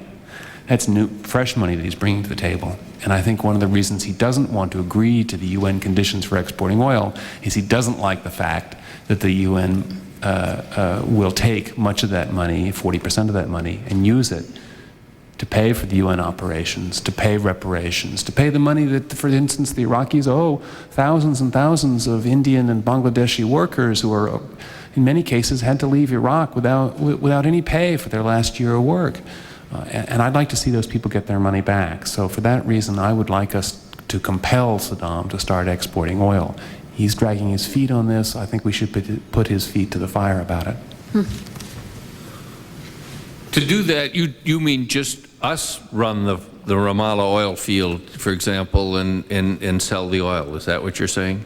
Precisely. Force them to sell it means we actually go, we meaning the West or somebody else, would just go in there and drill it. Yeah. Or encourage slant drilling. Or cooperate with the Iraqi National Congress, for instance, in allowing production from the fields in the north. Iraq's oil is really split between two areas, one of which literally overlaps with the Kuwaiti border, and the other which is right on the edge of the area that the Kurds control. So we've got two lovely options there if we want to force the Iraqis to start exporting oil. The other is the suggestion that Richard Murphy made, which is you just borrow against those assets. Well, that's something the National Congress suggested itself, presumably a loan to them against their future government. Right. Ron Dillons. Thank you very much. Thank you very much, Mr. Chairman. And I join you in welcoming the three witnesses this afternoon. 2 years ago, a discussion started, a debate ensued, and action finally culminated. Action was finally taken by the Congress of the United States around this important question. How do you deal with Iraq? Whether that you use military options or non-military options, and a great debate ensued. The three of you are here today in a hearing entitled Hearing on Non-Military Options for Dealing with Iraq. We now have deployed troops ostensibly for the purpose of tasking and training again in that region. So the issue of military options as opposed to non-military options are now a debate that is beginning to rekindle. I tried to listen carefully to all three of the witnesses, Mr. Chairman. One alluded to non-military and military options. The other alluded to non-military options and then said, I'm not sure that military options are workable or positive, and the third witness didn't allude to non-military options at all. So I would like to now raise this broad question and put it succinctly and squarely before all three of you. Is your presence here today a statement that non-military options are preferable, that you reject military options, or that you've got some other configuration? Because tomorrow we're going to be looking at military options. And clearly at some point the debate is going to be rekindled around whether or not we ought to go down the road toward military options again, or whether we ought to continue to pursue non-military options. And I would appreciate it if all three of you would address that broad question. Yeah, I think, I can understand that for the sake of the convenience of the committee, somehow some division had to be made in subject matter between military and non-military, but in reality, you know, politics is integrated. War is the continuation of politics by their means, Clausewitz. And what Saddam is in fact doing when he declares, you know, the mother of all battles is not over, is in fact pure Clausewitz. It isn't over. And I guess what I have suggested is that any military action has to be part of a much broader policy. It need not even be the central feature of it, or at least not sort of military action by U.S. troops. However, what I have sought to emphasize is a very basic military component here, and that is, you know, the need to protect or fortify the North against Iraqi assault, and to think through what General Scowcroft meant in practice when he told the leader of the Kurdish Democratic Party, "We won't let you down." But I'm sorry, I heard what you said, but I'm still wondering whether you've addressed my question. Are you suggesting that, or maybe I'm stating it too simplistically, but are you suggesting that under certain circumstances, military option is preferable, or are you here today as witnesses on this panel suggesting that non-military options are preferable even at this moment in dealing with Iraq? My own position is that any policy would have to have sort of several components, one economic, another political, and a third military. The military is part of this policy even as we speak. An Allied Air Force is keeping Iraq's aircraft south of the 36th parallel. So there is a military component towards American policy in Iraq. I appreciate the clarification. Mr. Murphy. I would prefer and recommend non-military at this point and for several months ahead until at least we see whether the UN cannot deliver the goods. I believe progress is being made in these inspections, that it is, and that they are deeply irritating to the Iraqis, and what the UN is trying to do is find a way to carry out the intent of the resolutions, succeed in that mission. The returns aren't in as to whether they will be able to succeed. We have shown what we can do militarily. This hasn't been forgotten. The superpower thrashed that third world state called Iraq. I'm not sure we have to show our manhood to get a political point across, again, by military action. But as Ms. Mulroy says, the military is up there, sitting there in Turkey right now, and that is a constraint on his policies within his own country. Thank you, sir. Mr. Clausen. I tried to offer some economic options if we decide to pursue the non-military route. My personal judgment is that those economic options will help, but probably not be sufficient in the long run, and that it will probably be necessary at some point to supplement them with military action. However, to be honest, I'm much more concerned about having a sustainable program that can convince Saddam that we're going to stay the course than I am about the precise mix of economic, political, and military instruments that we use. And I would much rather see us have an economic and political program which we are going to keep ratcheting up the pressure on Saddam rather than have a one-time military option, which we then military action, which we then abandon further pressure. I think that the sustained pressure is much more important than the particular option that we use in order to sustain that pressure. Thank you. Just one final question. In listening to the witnesses this afternoon, Mr. Chairman, I wrote down 3 comments.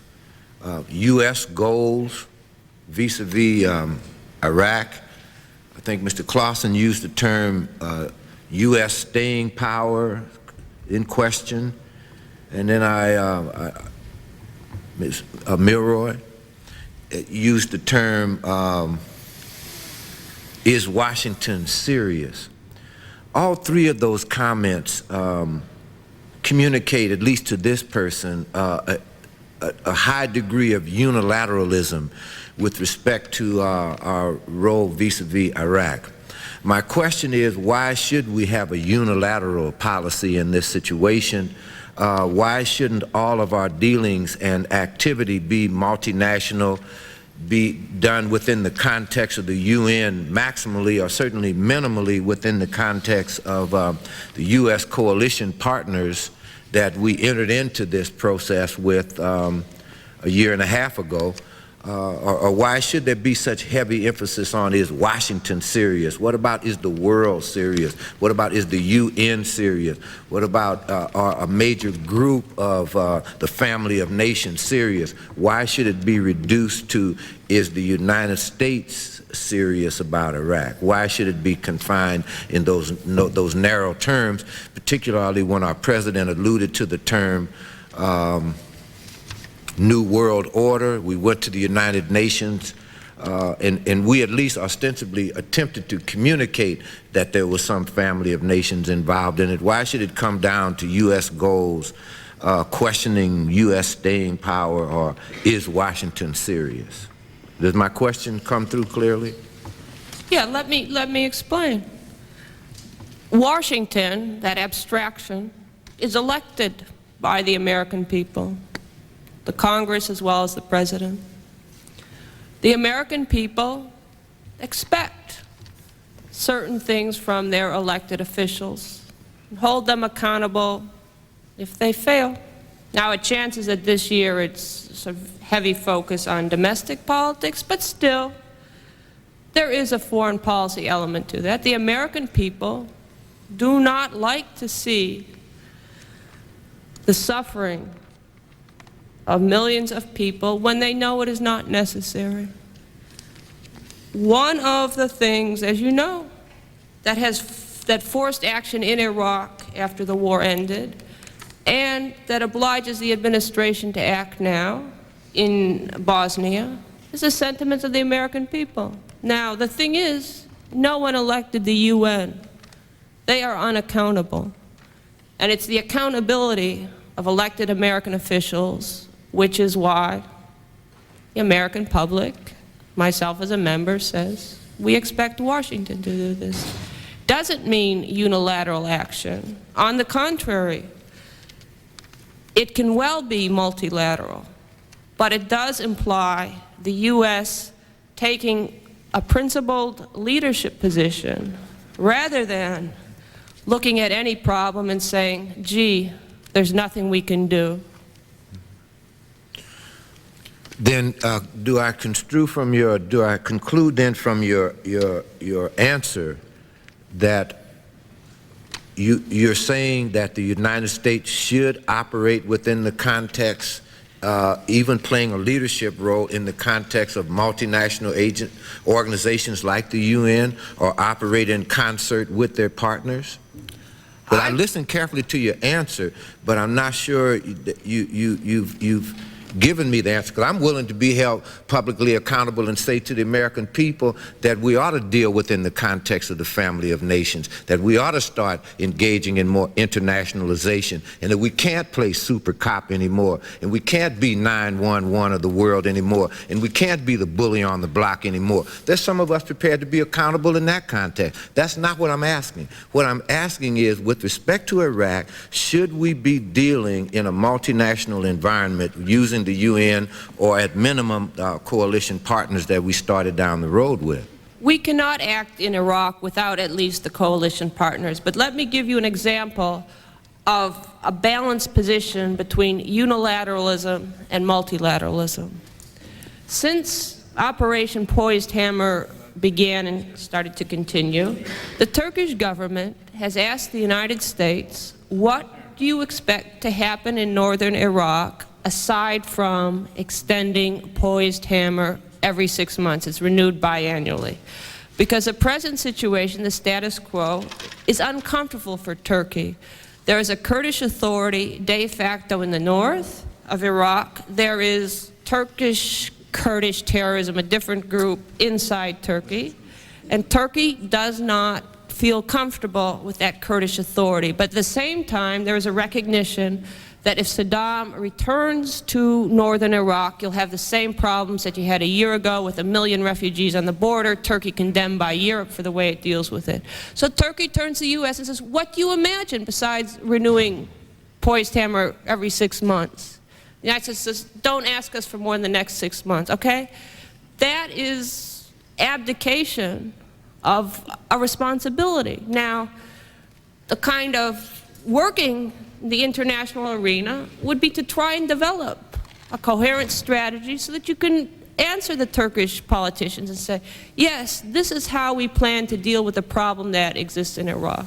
And it's not just sort of extending Poised Hammer every 6 months and all the problems that exist. So that's what I mean by the need for the United States to play the leadership role commensurate with its resources. But that doesn't mean sort of being 911 to the world.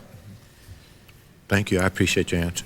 think we took, really, Congressman, we took the lead in the UN context in building a coalition. I think it's not fair to say that we played super cop. We did play the strong lead, no question. But the administration was very anxious from the beginning to get the coalition as large as possible, and it put some extraordinary partners together in the course of the fall of 1990. And, you know, I guess one of the unpleasant results of being so powerful is people outside the States expect you to use it. So they, some commentators I read in Europe today are saying, look, we overdosed last year on Iraq. We've had it. It's yours. You will think about some European problems now, but you can handle it. So it's not just our arrogance or our, at work here. Not that we aren't, but people do expect a lot from us because we are so much more powerful than they are. Thank you, sir. I would just add to what my colleagues have said, that the family of nations can arrive at a decision only if each member of that family speaks vigorously its mind and argues vigorously for the policies that it prefers. And if I've directed my comments at the United States government, it is to urge that government to take a position within the family of nations for the positions that it should advocate. And I would certainly agree that to the extent possible we should coordinate all of our actions with our allies, and that wherever possible, and I think that in this case that means almost always, we can act within the framework of the United Nations. Thank you, sir. Mr. Chairman, thank you for your generosity, and I thank each of you for your answer to both questions I raised. Norm? Norm Sisisky. Thank you, Mr. Chairman. We talked about sanctions. Obviously, the sanctions that we're doing, some say they're good, some say they're bad, but nothing's really happening. I agree with you. They can get things across the border. Smuggling is a way of life out there. To get, and gold, to block that, you can always smuggle gold, and the other sanctions you talked about seem not to be working. But there is one thing, and particularly you, Mr. Clausen, that mentioned, and the Chairman just mentioned it just a few minutes ago, that makes more sense to me than anything else. In business, if you lose business because there's a recession or a depression, or you've cut back on your people, that's one thing. But when you see somebody else getting your business, that's another thing. And the drilling for oil in the South, if you want to tweak anybody's nose or get somebody's attention, it seems to me that that would be the proper way to get the attention. Plus, in the North, you can do the same thing. Now, obviously, that's going to imply and reply to you that that's going to be military and sanctions, because obviously somebody is going to have to protect that, because I don't think that would be met with much favor. But it just seems to me that that idea is so stimulating to get somebody's attention. You take $10 billion a year just in one oil field. I mean, you're really taking something. I mean, this is no small feat, and I'm sure the United Nations can do a lot with that $10 billion, particularly in countries like Somalia and former Lithuania, just providing food alone. We could find some good purposes to use for, and it just seems to me that's the thing that we should explore. But the risk is that it will take military action to protect it. It may or may not. I don't know if they would do it. But let me just ask something else, because I should know, but I don't know. We have grounded all of their commercial aircraft. Am I correct in that? Are they still flying to any countries from a sanction standpoint? They're not flying to any countries, no. They're not flying. How about the embassies, the Iraqi embassies around the world? Have we closed most of the countries? No, we have allowed the Iraqis to continue to operate embassies. And they still operate in the United States? No, not in the United States, but when I say we, I mean the United Nations system has allowed the Iraqis, for instance, to have... Because that seems to be one sanction that would I don't know if it did good, but it would be a face-losing type of thing, and particularly expulsion from the United Nations. Temporary expulsion seems to be something that, I mean, we give their ambassador television time every time there's a crisis. He's on television talking about the crisis, so we're giving him television time, and obviously that builds up Iraq. But somebody also made a statement that that there is progress in the inspections. Now, maybe I'm missing something, but when you keep people out of the agriculture building time enough to get things out of, and they say, well, it's a holiday, you can't inspect. I don't know how much progress. Now, maybe there's some intelligence that they're catching these Scud missiles. I don't know, but I don't think I've read anywhere where they're finding them. Maybe you could, whoever said it, could elaborate on the progress there. Just on the progress issue, Congressman, I think the fact is they have done a great deal of uncovering of missile sites and equipment. I'm talking back over the period since the inspection teams went in there. The Agriculture Ministry in the last few days, no, that certainly hasn't been progress. But what I submit is the returns aren't in that the UN will be unable to continue making progress. Well, you're right, because we discovered the missile sites. The problem is that they were mobile missiles, and they moved them around. That's the only reason I bring it up. Another thing, someone also made a statement that their arms were rebuilt 70 to 80%. I don't know who made that. Are you sure of that figure? Does that include air power or aircraft also, or are you just talking about numbers of people? To be precise, I meant to say their conventional military production capacity has been restored something like 70, 80%. Furthermore, it's my impression that they have reconstructed the ability to build fixed Scud launchers and sort of move the site from where it was. So I'm not sure, what it means for the UN to destroy their Scud launchers if in fact they're capable of building more Scud launchers. Thank you, Mr. Chairman. Just, if I might, please. Sure. Point, Mr. Chairman, that could I suggest that you'll have to reconcile the project of drilling in Rumaila with Mr. Dellum's concerns about going it alone, because I'll wager that you won't get Security Council backing for a military force to go in and protect an oil rig. I hope I'm wrong, but I doubt it. I think you're probably right, particularly from the neighboring nations there that would probably resent it, but it still seems like a good idea, even if it's unilateral to me. I think that we might find the Kuwaitis endorsing the idea, because one of the things which led the Kuwaitis to, what led the Iraqis to invade Kuwait was they claimed that the Kuwaitis were taking some of the oil from the Rumaila field, and I feel it would be poetic justice if in return Saddam found that the Rumaila field was being pumped to repay the victims of his aggression. Charlie Bennett? You could sell it on the basis that you're going to provide it for food. Great attention to things you said. It seems to me that the drift of what we've talked about here in the last few minutes has to do with what we can do, what the UN can do with our prodding perhaps, to make it difficult for Iraq to thumb its nose at the people that conquered them.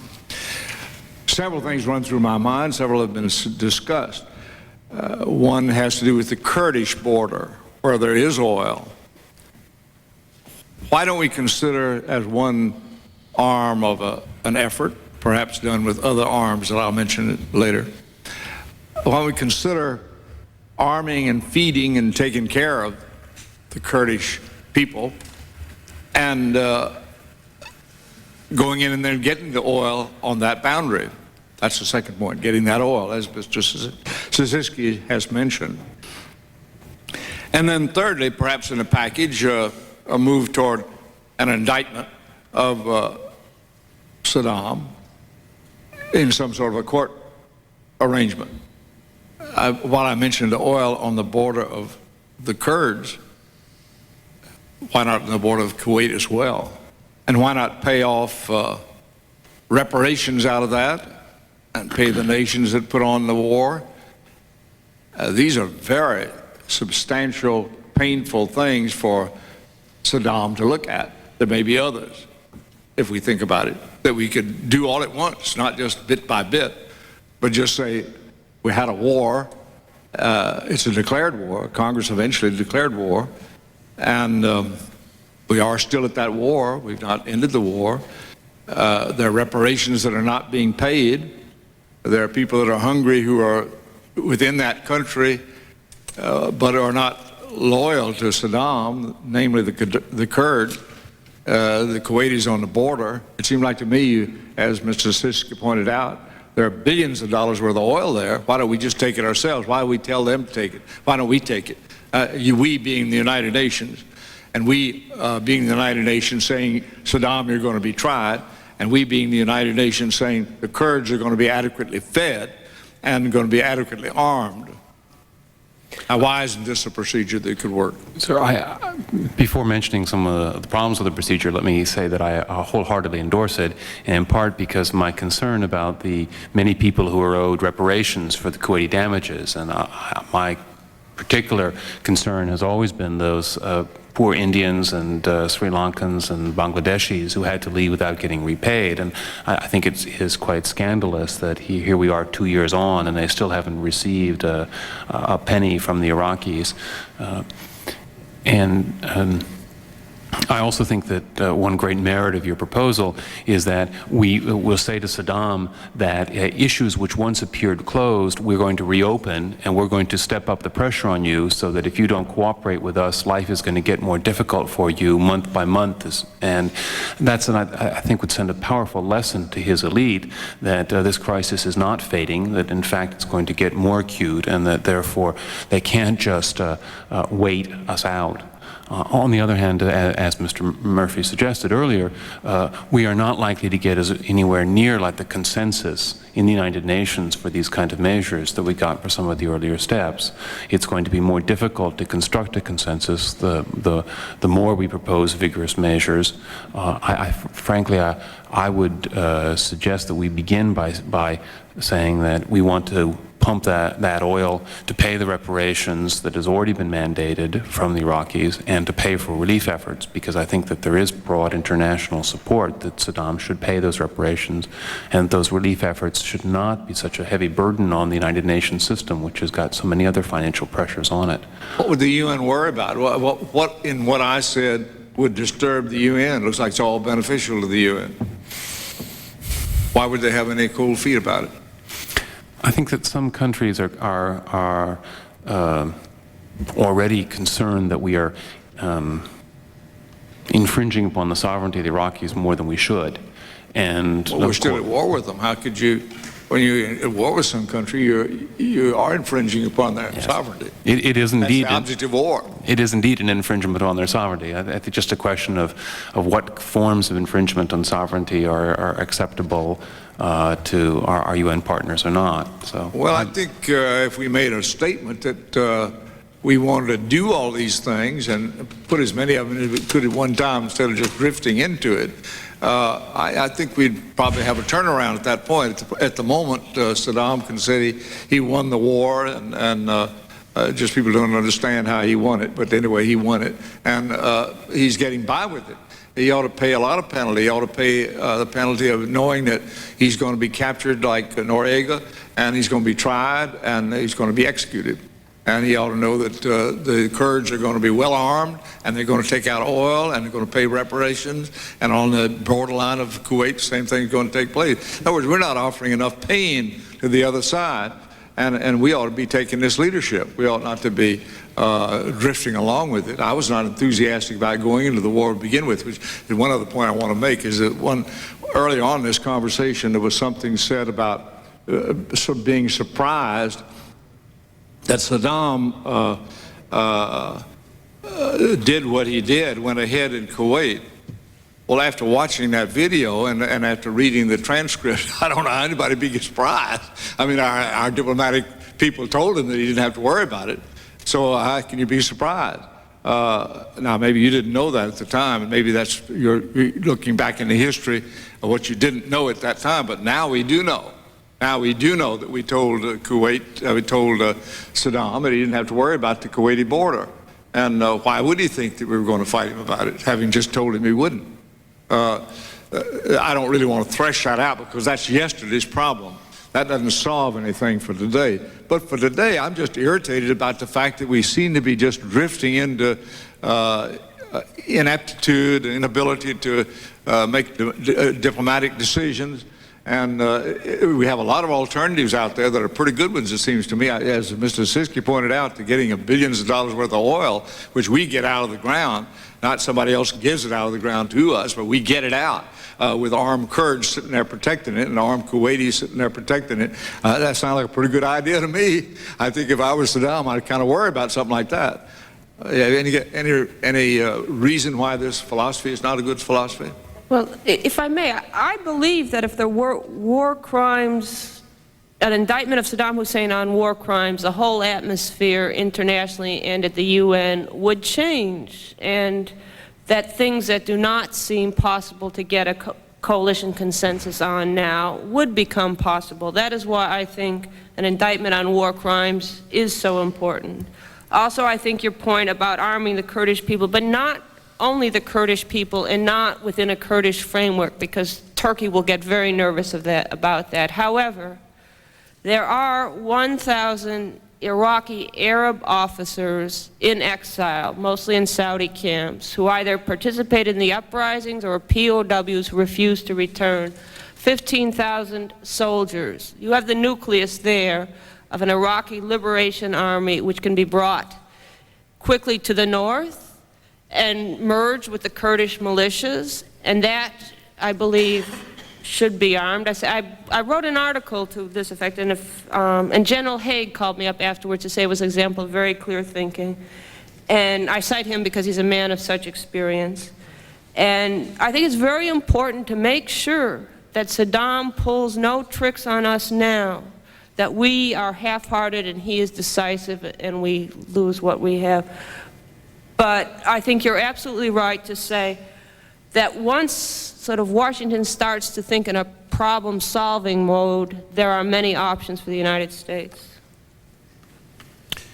I don't think the votes are there, Congressman. I think you're the closest in a proposition like that to getting a Chinese veto in the Security Council than we've ever been. Now, it hasn't happened yet, but I think you're getting into an area where you just might see that veto. Well, I'm worried about the alternative. In other words, we always have to worry in politics about what the alternative is.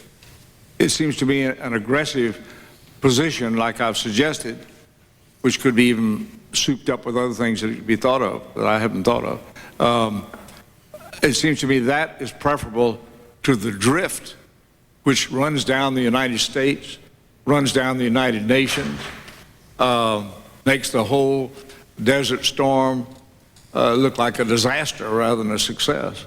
I mean, a failure to know when you have to lead and failure to have the courage to lead in those circumstances is almost as bad as losing a war of ammunition fired at each other. And that's what worries me. It worries me the fact that the alternative to doing something positive and promptly and substantial, the alternative seems to be to drift toward death, toward failure. I think it'd be preferable to have a courageous operation toward success, even if it failed. It'd be preferable than to drift toward failure. Well, that's your perception, that it is a drift towards failure, and that's something I think the administration's got to talk to you about. We don't have any inside information about how well or badly the UN is doing in its current pressures to get its hands on the weapon systems and move ahead. There is a public perception of failure, which you've addressed, Congressman, and I hope it's wrong. But I think maybe that's something the administration should address. Richard, how can you say this? I mean, you've heard it several times today. I mean, I think it's self-evident that he's eroding the authority of the UN that he's cheating and retreating, as Marlon Fitzwater says, with enormous skill and with a great deal of success. I mean, how can you say that we wanted to inspect the UN, the Agriculture Ministry, and then he chased everybody away so that he can take out whatever documents he had? What is it, 3-5 days to take out whatever documents? 17, yeah.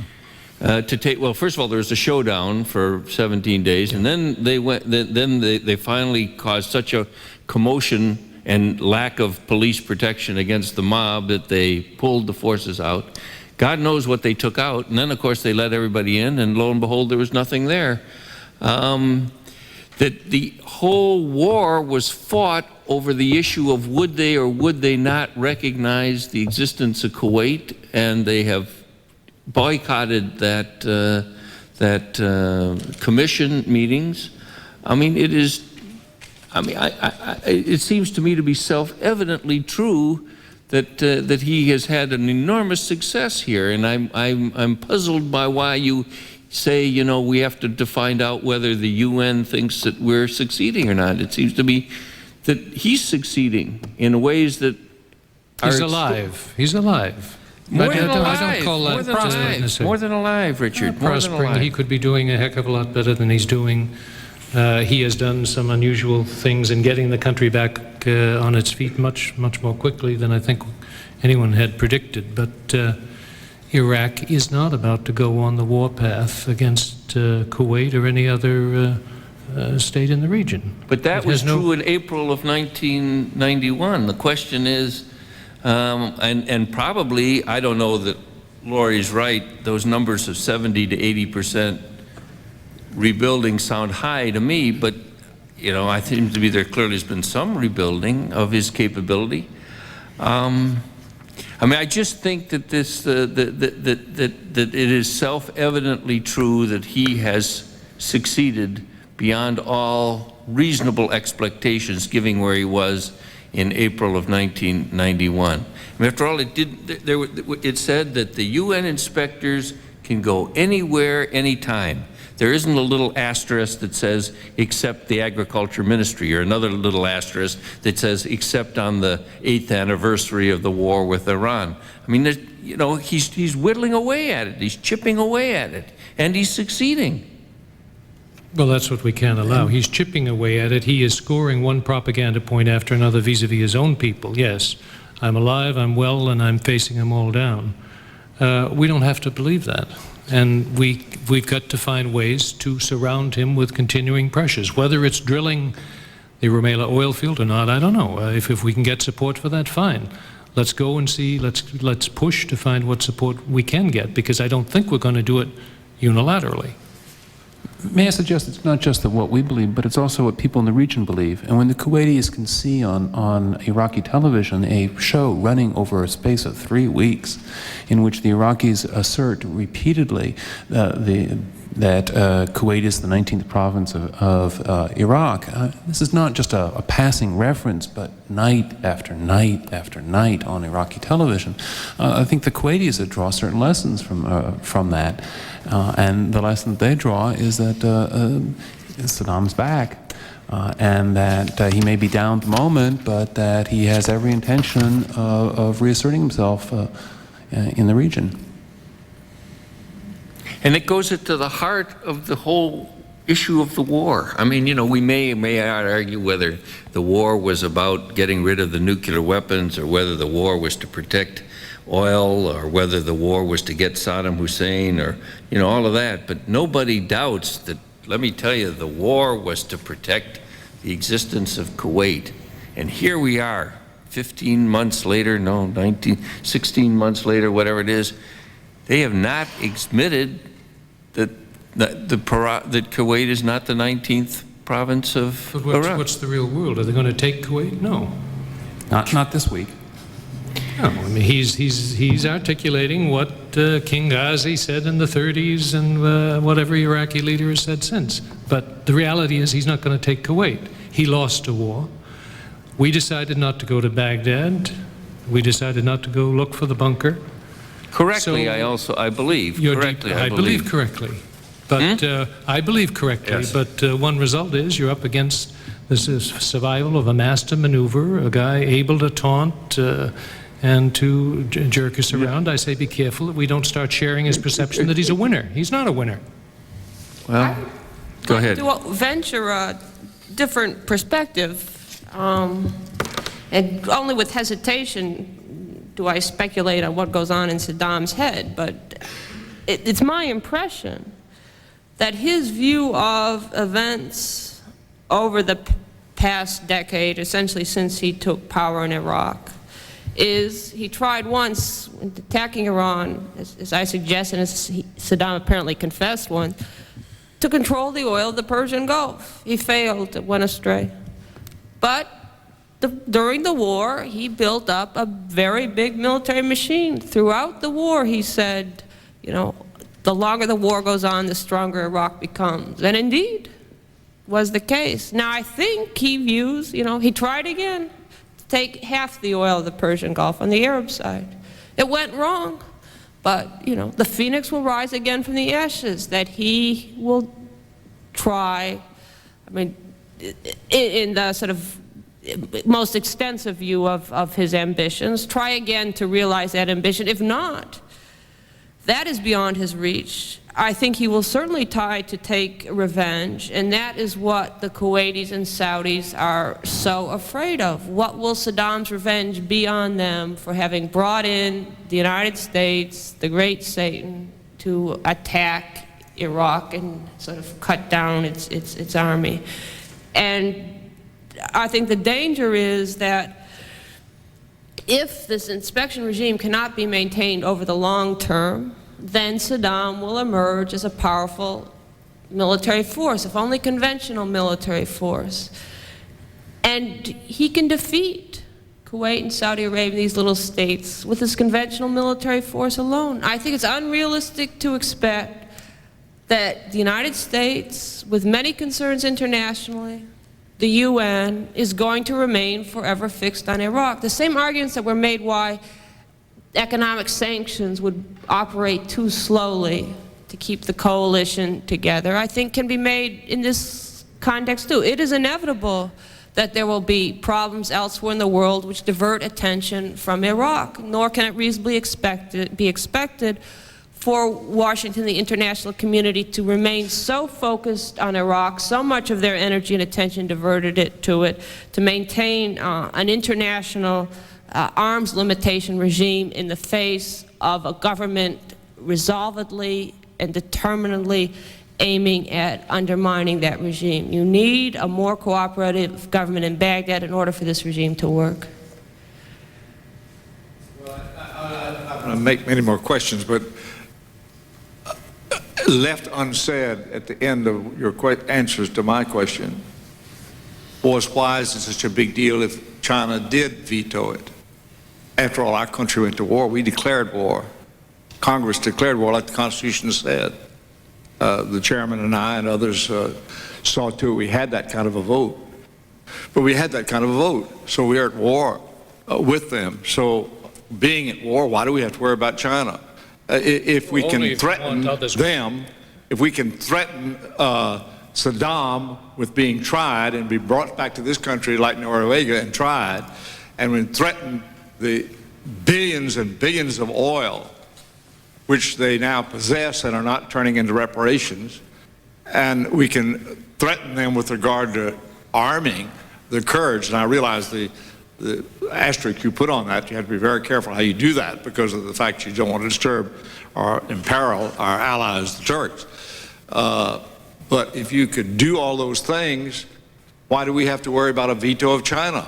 I mean, even if we don't carry it all out, if suppose the UN says you can't do it, United States, well, that's better than just letting it drift and failing by drifting, it seems to me, if nothing occurred. In other words, if the UN said don't do it.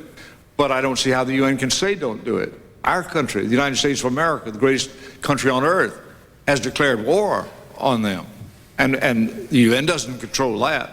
The UN does not tell the United States to declare war. It doesn't tell them to undeclare war. It's only by treaties between ourselves and other countries that wars are ended, and it's only by the action of Congress itself do we actually go to war under the Constitution.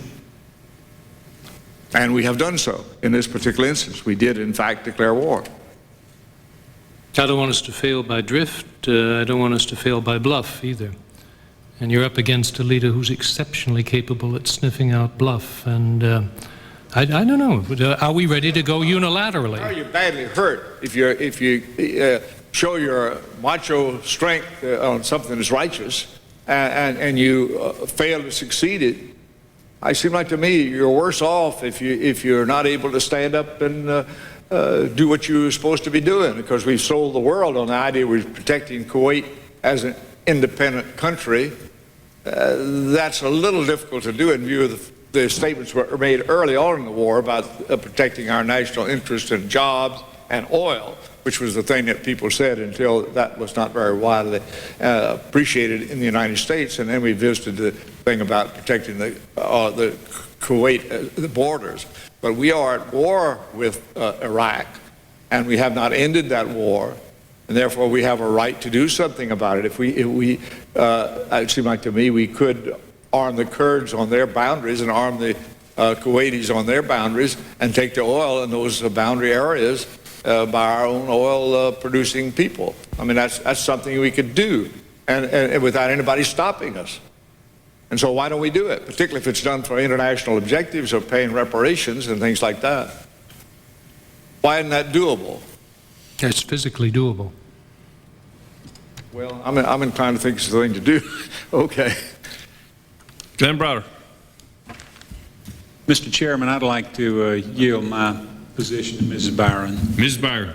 Thank you, Mr. Breder. I appreciate that. I have a 4 o'clock meeting in my office, but I do have some questions that I think need to be defined a little bit better than the panel, and the panel has been extremely helpful so far.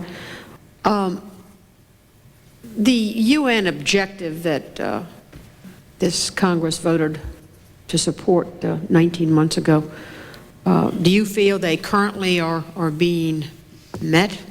I know there are some people, which surprise me, that have made the statement that the inspection teams are witch hunts. I cannot agree with them at all. Dick, you said in the question that the chairman raised, going to Baghdad. The other two, I would like their opinion, whether they think we should have gone to Baghdad. I agree with Mr. Murphy and the chairman that I do not think we should, but I think for the record, I'd like the opinion of the other two on whether they feel we should have gone to Baghdad. The other issue is I think we have looked over so many years to that part of the world for so many problems, and this nation got, I won't say bogged down in Lebanon, but deeply, deeply involved in Lebanon for a short period of time, and I probably would have to say that we took our losses and we cut and ran. Lebanon today is not much more stable than it was at that time. The only difference is that we are not as deeply involved as we were 10 years ago. And I guess maybe what would it take to get into that same type of a situation in Iraq? Is that an objective that we could foresee in the future of a so-called same type of a situation? And then I think, Dick, you said that the Turkish will accept their Kurds. If that is the case, what then happens to the remaining Kurdish population? And then looking at Turkey, that has lived for so many centuries with Iraq on a border, with the Soviets on a border, and with Iran on a border, what is their position going to be when a nation such as ours from many miles away is calling some shots at the same time when their borders are going to still be the same ones that have been there for centuries and will be there for centuries in the future? On the first question about, or an early question about whether or not we should have gone to Baghdad, at the time, I said on the record I thought it was a difficult call and that we had to decide either we would live with Saddam Hussein or we should proceed to Baghdad. And I still think that those were the basic choices. And the choice that was made by the Bush administration was to try to get, well, especially after April 1991, we said that we wanted to get rid of Saddam. Frankly, it was too late to have made that, to taken that position.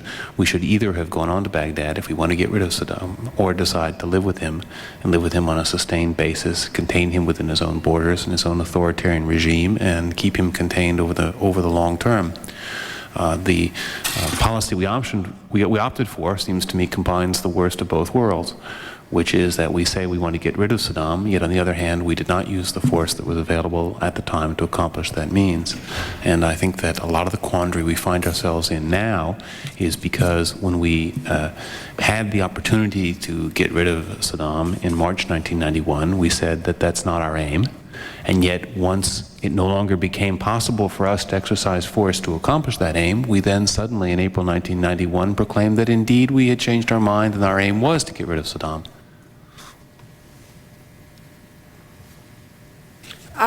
There were many other options in going to Baghdad. It reminds me what Margaret Thatcher said on the news yesterday, that she had never heard, in relation to Bosnia, and there's all sorts of parallels. She had never heard. That's why I go back to Lebanon, because I see similar parallels.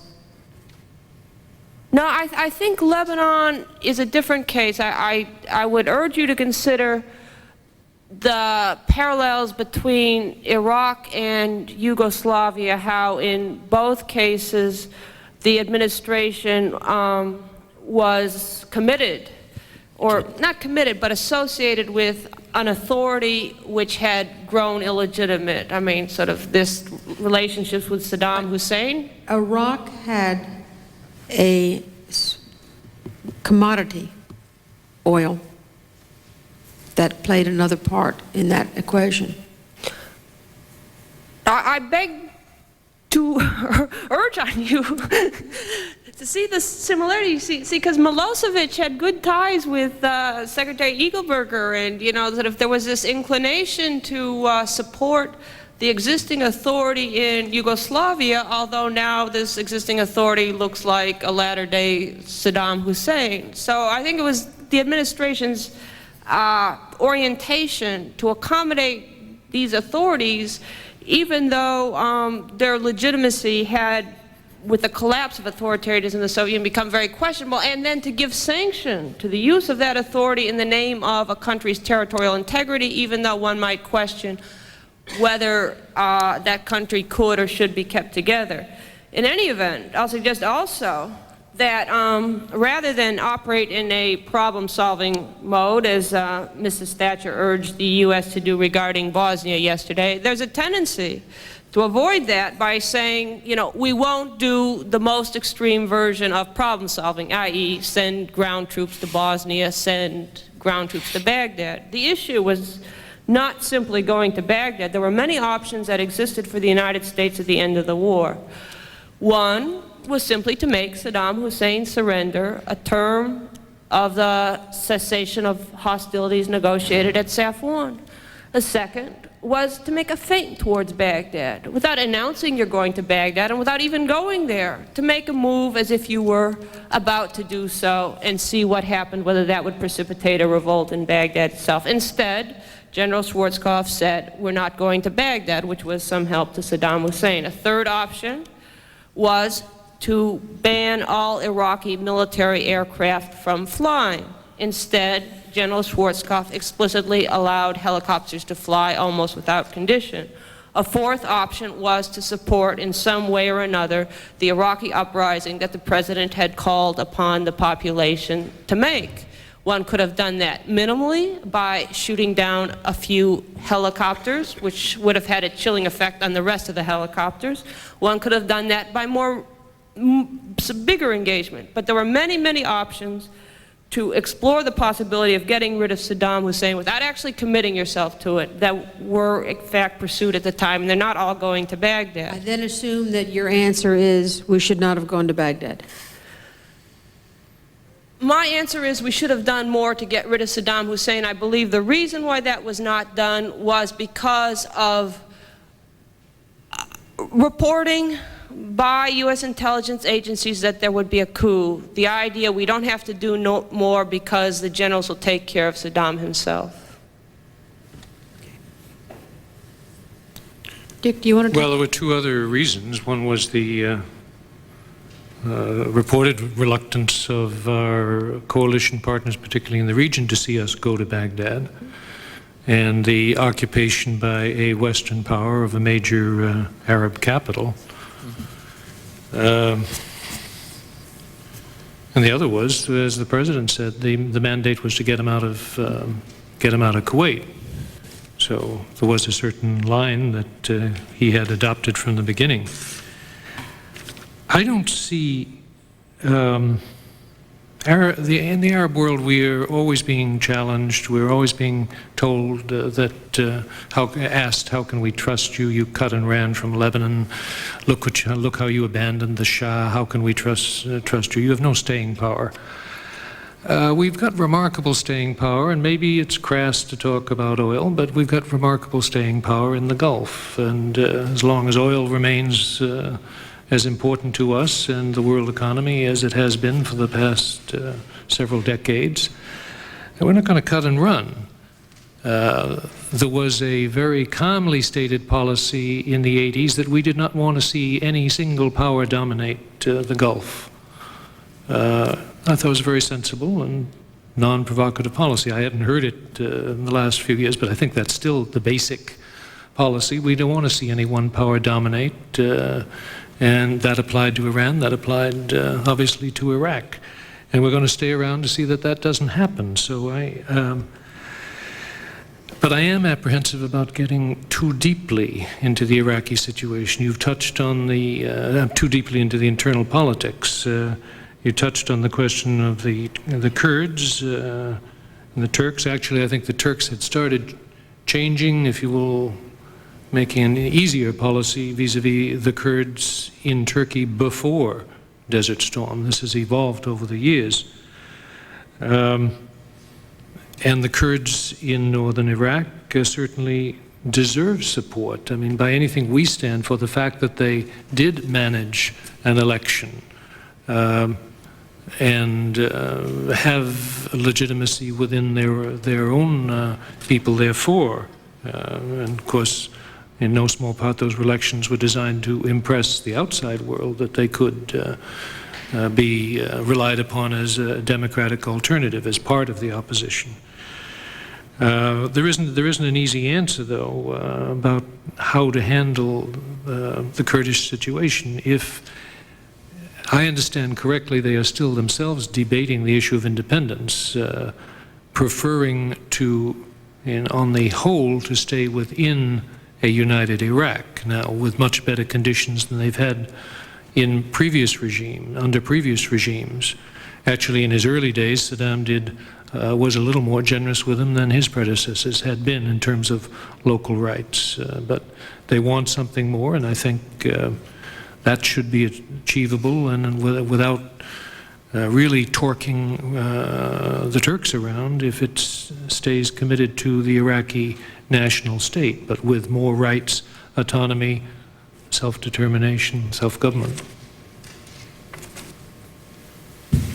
Which in the real world is probably not achievable. Doesn't hurt to talk about it and aim at it, yeah. Thank you, Mr. Chairman. Thank you, Mr. Browder. Mr. Chairman, I have two questions for Ms. Milroy. Ms. Milroy, I have these questions for you because you share my concern about the efficacy of the UN inspections. But specifically, you've said that we should closely monitor the Commission. How can we closely monitor the activities of the Commission? What do we look for? What do we do? The second question is, beyond the current standoff between the United Nations and Iraq, is the UN inspection of any real significance, considering that Iraq did not use the chemical and biological weapons, considering that the UN Commission may be missing whatever is over there now? Is the UN inspection of any real significance for the more general threat of chemical and biological weapons in that region of the world? Yeah, I think they're both good questions, and I'll do my best to answer them. By monitor the Commission, I'm not sure that I was prescribing any means to do so, but it seemed to me that the progress of events was raising serious questions about whether the Commission was really carrying out its mandate. And there is, if I may be allowed to say, in the international agencies, because they are not a sovereign state, there is an inclination to reach compromise with the authority of a sovereign state in order to facilitate as much of your work as you can, and that the UN may be prone to such habits. And particularly since the confrontation at the Agricultural Ministry, we had been told that the next set of inspections, which are going on right now, was aimed at showing that no precedents were set by the compromises that avoided avoided military confrontation, that offered both sides a way to back down at the Agricultural Ministry. Therefore, it is disturbing to find that though the Iraqis have objected specifically to teams headed by Americans, whether by David Kay or Major Karen Jansen. Excuse me, if I could redirect you back to the point. Is there anything of substance that is there any reason for us to rely on whatever they find, whatever they report? Well, see, I wonder how much the inspectors really can achieve. Some stuff looks permanently elusive. One of the things that looks permanently elusive is the hundreds of Scud missiles that are unaccounted for. Another is, and I'm quoting from CIA Director Gates, that much of the hard-to-get chemical weapons production equipment was removed and hidden. I remember no accounts of the inspectors coming across that stuff, and that was testimony that Mr. Gates gave the 15th of January 1992. On top of which, the biological weapons program, nothing has been uncovered about it. So there are major areas in which a year and a half after the inspections began, we have very little information. Furthermore, according to the CIA's own estimate, all this stuff can be rebuilt. Even the nuclear program, because the Iraqis have the expertise, according to Gates, could be rebuilt in a few rather than many years. So I ask, what is the purpose of all of this? Even if you were successful, which we don't seem to be, what is the meaning of that success? Are we not deluding ourselves in substituting a formal process for a substantive goal, if all this can be rebuilt in a relatively short time? And then I'll pursue my second question a little further. If that's true, the purpose of the inspections is to find and destroy. We're trying to eliminate the chemical and biological weapons, their capabilities. If it's true what you're saying, then the chemical and biological weapons capabilities are still there. And what are we to learn about their future use, to project about their future use, either by Iraq or the capabilities being developed by other countries? Should other countries then say, well, we can do the same thing and we'll never get caught? I think what you're suggesting is right, that Iraq will be able to develop this stuff, and other countries learn a lesson. I'll give you an anecdotal, as sort of an anecdote related to this. I was in the Middle East in the summer, flying from, I don't know, Turkey to Europe. There's some Iraqis sitting in front of me. We all start talking about Iraq. What is this fellow? He's a student. He's studying biology. He's going to a German technical institute. I can tell you that when he graduates from the German Technical Institute, the Iraqi government will take him. What did you learn in Germany? If there's any utility in what he is learning in the study of biology in this German Technical Institute in terms of Iraq's weapons program, that's where he's going, and he has no say in what he's going to do. And I thought, my God, it's, hasn't anything changed? Thank you, Mr. Chairman. I'll just close by noting that I think we should be very careful in devising our response to the crisis over there now, that we be careful that we do monitor the inspections of the United Nations Commission, because well, they were sent there for a purpose, and I don't know whether they're achieving that purpose. And I just don't know how much use they'll be to us in deciding what course of action we take. Thank you very much. Martin Lancaster. Thank you, Mr. Chairman. Two quick questions. One sort of is along the same lines that Mr. Browder was pursuing. Any of you, however, may answer it, and it does deal with chemical weapons. By the end of this month, we anticipate that a chemical weapons convention will be initialed that will be signed later in the year, probably. That convention will have a verification regime much less intrusive than what has been at least theoretically possible in Iraq. It also will have sanctions in place or provided for proliferators. Have we learned lessons in Iraq that perhaps we have not made adequate accounting for in the CWC?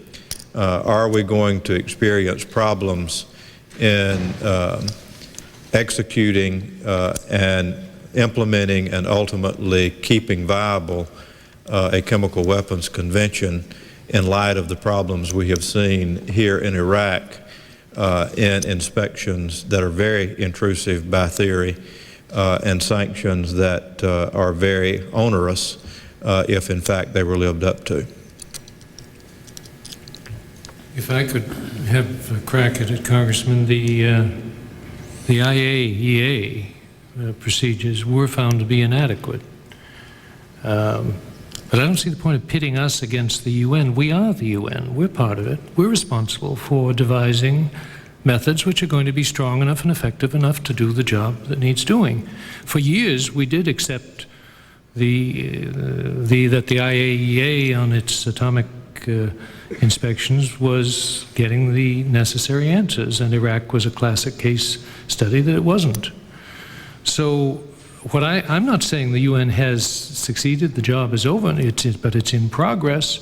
If they haven't found the chemical, if they haven't found the biological, they're going to stay there till they find it, and we're going to find ways to keep them there till they find it.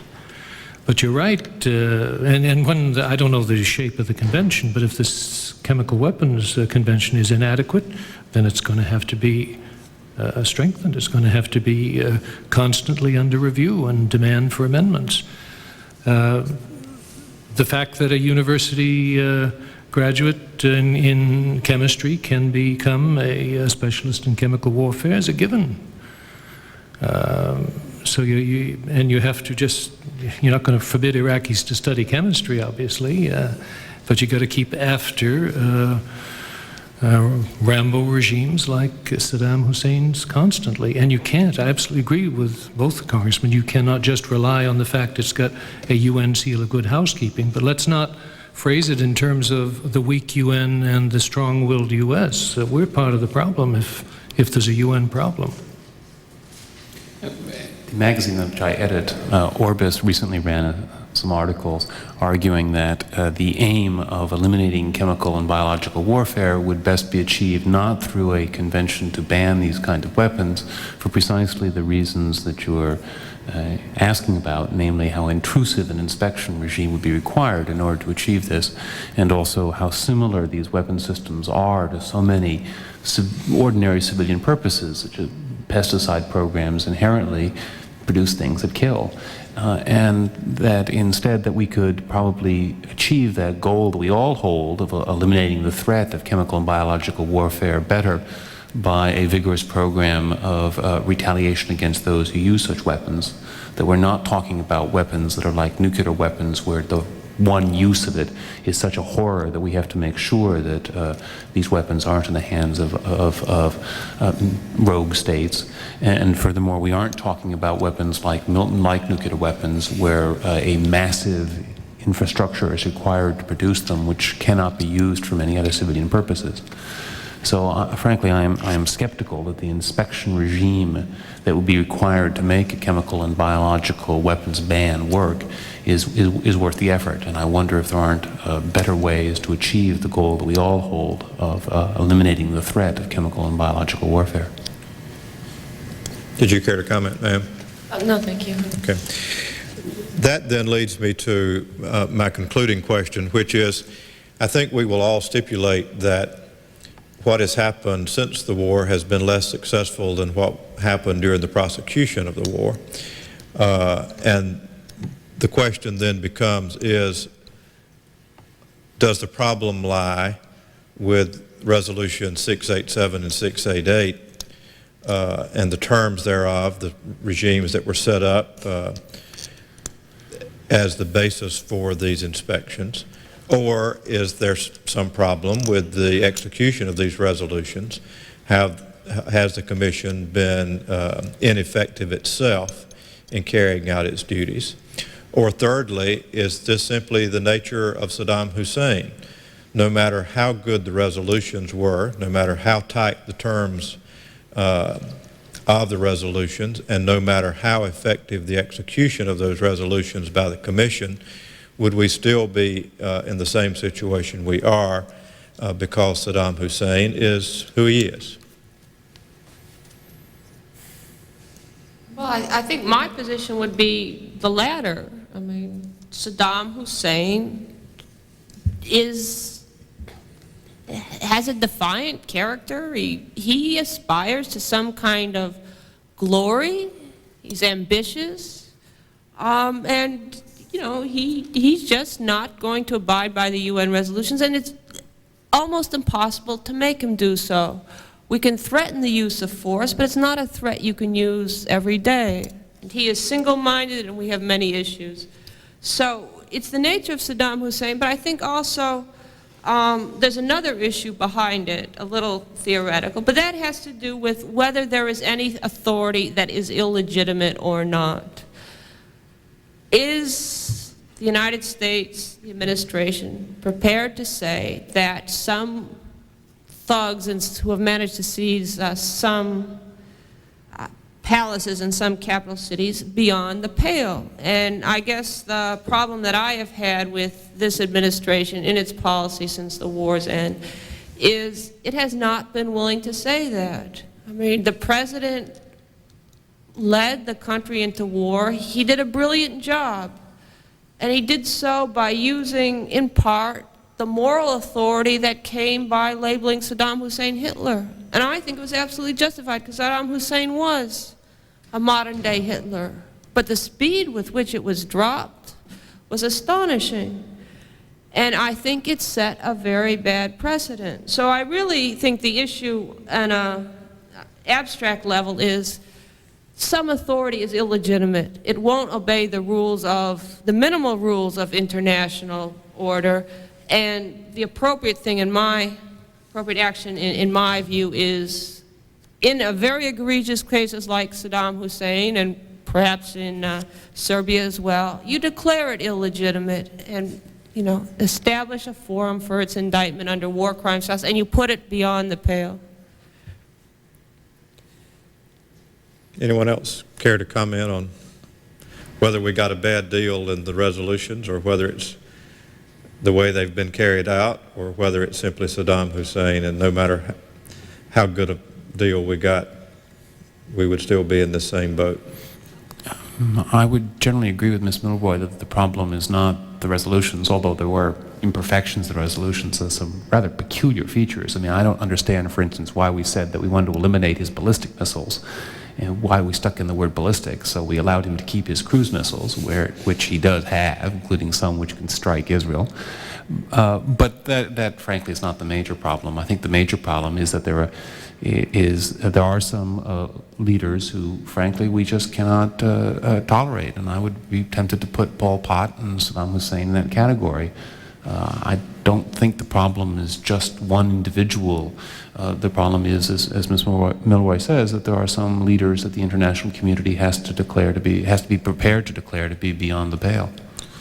Well, of course, Ambassador Murphy indicated that that was beyond the charter that we went into this operation. True. That our charter was to remove him from Kuwait, which we did. Perhaps then our mistake was in the charter in which we undertook this action. Perhaps our first mistake was at that level, not at the level at the conclusion. Would it have been illegitimate on our part to have allowed General Schwarzkopf the additional time that he needed to, in fact, do the job militarily that would have guaranteed Saddam's fall, even if he were not himself taken or eliminated?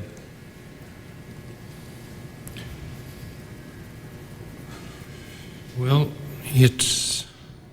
I think you got the three of us agreeing there's a real problem with the leader, with Saddam Hussein. Could we have gotten a resolution that called for his removal from power, his indictment as a war criminal, removal from power after we removed, in an omnibus after we got him out of Kuwait?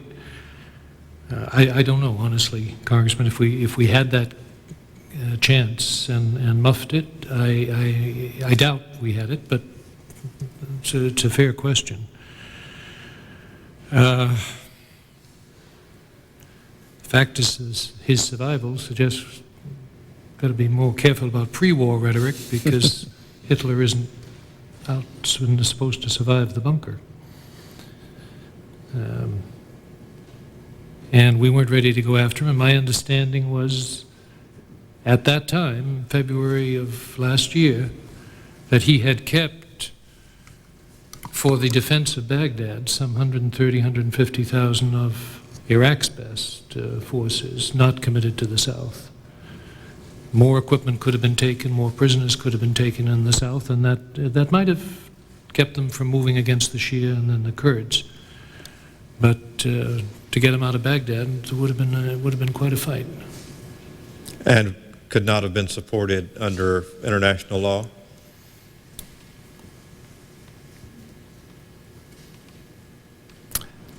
I don't know that, Congressman. I mean, come on. As you rightly say, we helped shape the mandate. It wasn't something imposed on us. Secondly, it's a matter of the historical record that in April 1991, the European community, after Saddam had launched this terrible offensive against the Kurds, the European community voted for war crimes trials. And it was the American government that sort of waylaid that call. So it's not that there was Washington cheerleading, the cause of removing Saddam Hussein. No. It was standing in the way of efforts which might have been more effective in isolating his regime and removing him. Thank you. Thank you, Mr. Chairman. Thank you. Let me ask one follow-up question then, and that goes to this issue of the breakup of Iraq itself. Because one of the reasons why we did not do some of the things that Ms. Milroy has suggested here, short of going on to Baghdad, was that we were, as I understand it, concerned about what would happen to the integrity of the Iraq, the country. And as I understand it, we were aided and abetted in that concern by our Saudi allies, who also did not want a concern about a Shia alliance in a southern part of Iraq, a Shia alliance with Iran, and also our allies, our Turkish allies, who were concerned about a breakup of Iraq and an independent Kurdistan. My question is, in retrospect, are we having second thoughts about that, and are our allies having second thoughts about that? There was an article in the New York Times that implied that with the continued intransigence about the Iraq towards looking on Kuwait as the 19th province of Iraq, there was an article that said something about how they began to say, wait a minute, this is not just Saddam Hussein, this is the whole country of Iraq, or at least the Sunni population in Iraq still thinks this way, and therefore this is a problem that goes beyond Saddam Hussein It goes to the whole being of Iraq, and therefore maybe we ought to think again about whether we're worried about the breakup of Iraq into a Kurdish north and a Sunni south and maybe something in the middle. I mean, sorry, a Shia south and maybe something in the middle, which is Sunni. Are our allies in the region beginning to look more favorably upon the breakup of Iraq? And secondly, should we, as a government, the United States, look more favorably on the notion of a breakup of Iraq? Well, I don't think that we necessarily have to favor the so-called breakup of Iraq, but at the same time, I think the kind of dedicated commitment to Iraq's territorial integrity may not be warranted, particularly as regards keeping northern Iraq as part of Iraq. And let me sort of explain. I think one can say with more authority now than a year ago, Saddam Hussein is a threat to Iraq's territorial integrity. You cannot restore Baghdad's authority over the north without endorsing a Kurdish genocide, which we're not prepared to do. So the longer that Saddam is in power, the more you have this problem of this, we call it a problem or not, but the more there is a developing Kurdish authority in the north. You have a guerrilla war in the south, backed to some extent by Iran, which the Iraqi government is incapable of ending anyhow. And in the meanwhile, in order to suppress that revolt, is carrying on a fearsome campaign there aimed at sort of depopulating the areas which the guerrillas use. So I think the first point is Saddam himself is the greatest threat to Iraq's territorial integrity. On the question of Turkey, that was always a very complicated position.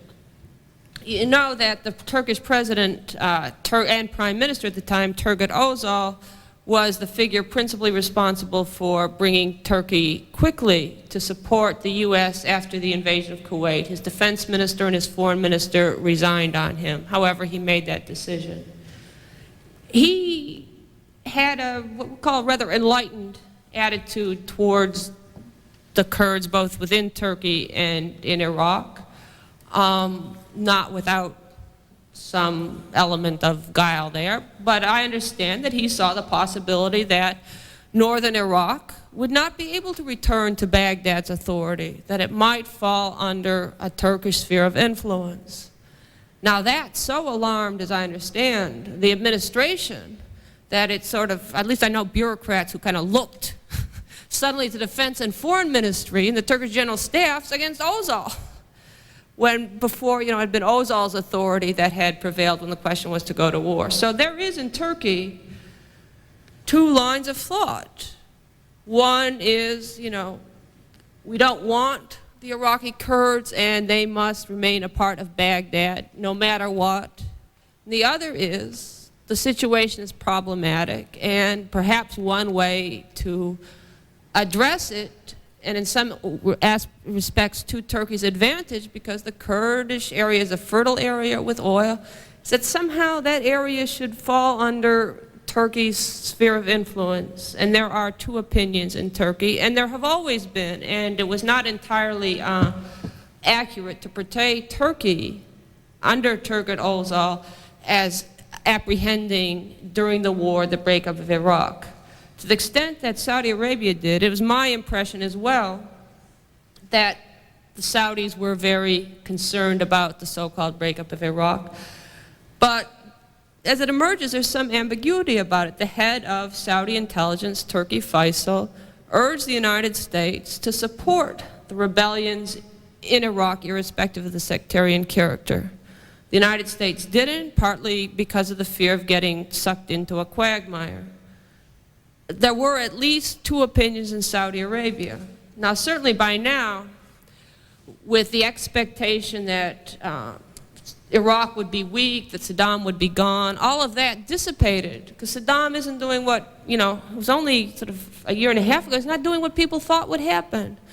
Certainly it is the case that there is more concern about his survival among our allies, and I think in Washington than before. However, the allies have two responses. One, the Saudis, sort of to be more concerned, at least for the moment. The other, the elements within Turkey to say, okay, we're going to have to learn to live with Saddam, so let's sort of begin to make our peace with him.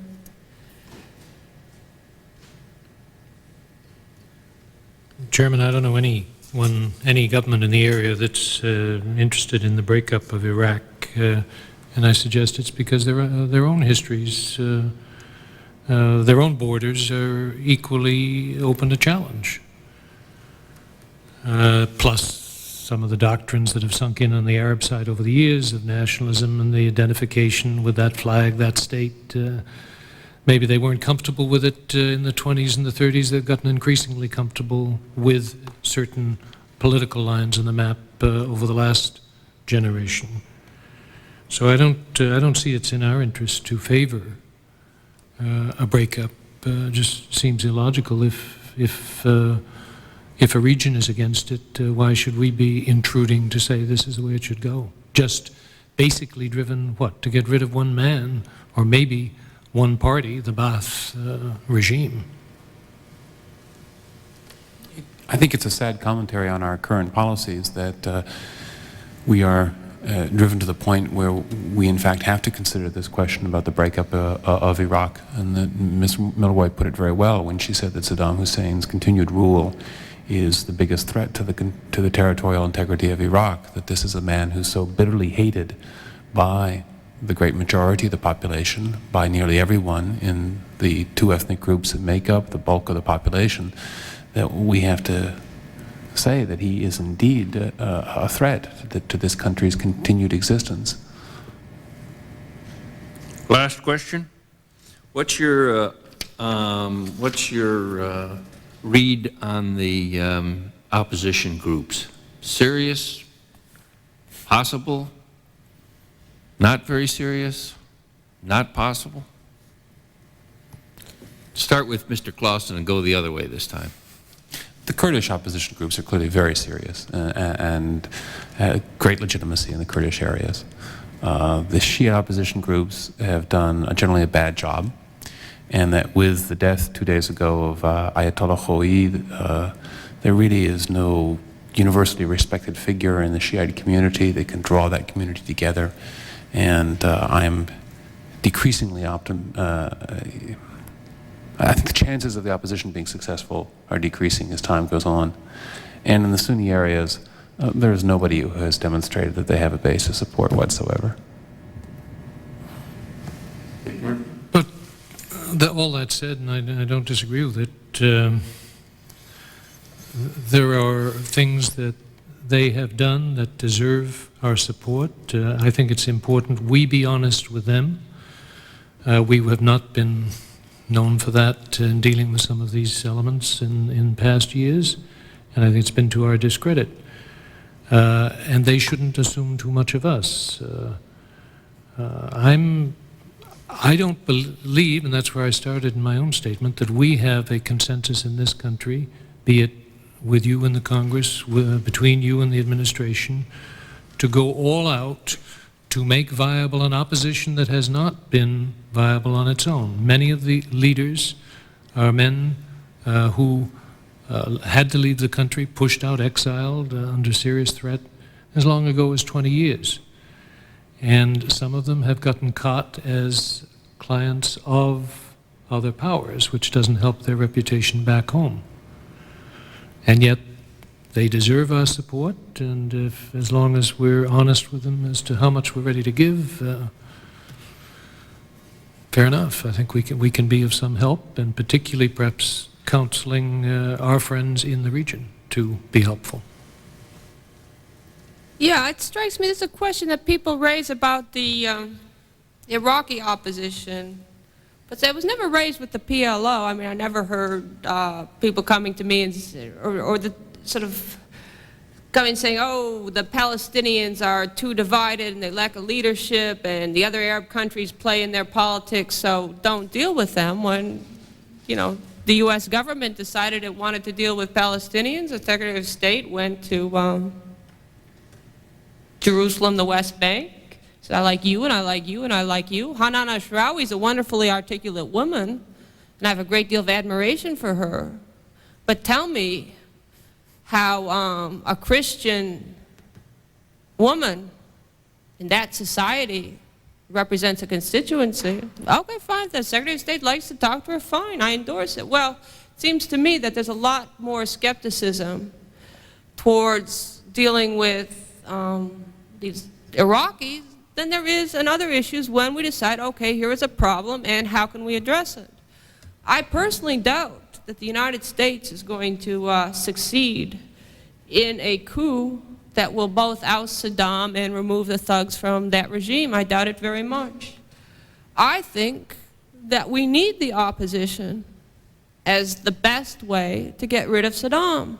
Furthermore, having begun on this policy by meeting with the INC, promising continued contacts, and to explore ways of support, as well as the specific promise made by General Scowcroft to Massoud Barzani, we won't let you down. The Kurdish involvement with the INC is provocative to Saddam.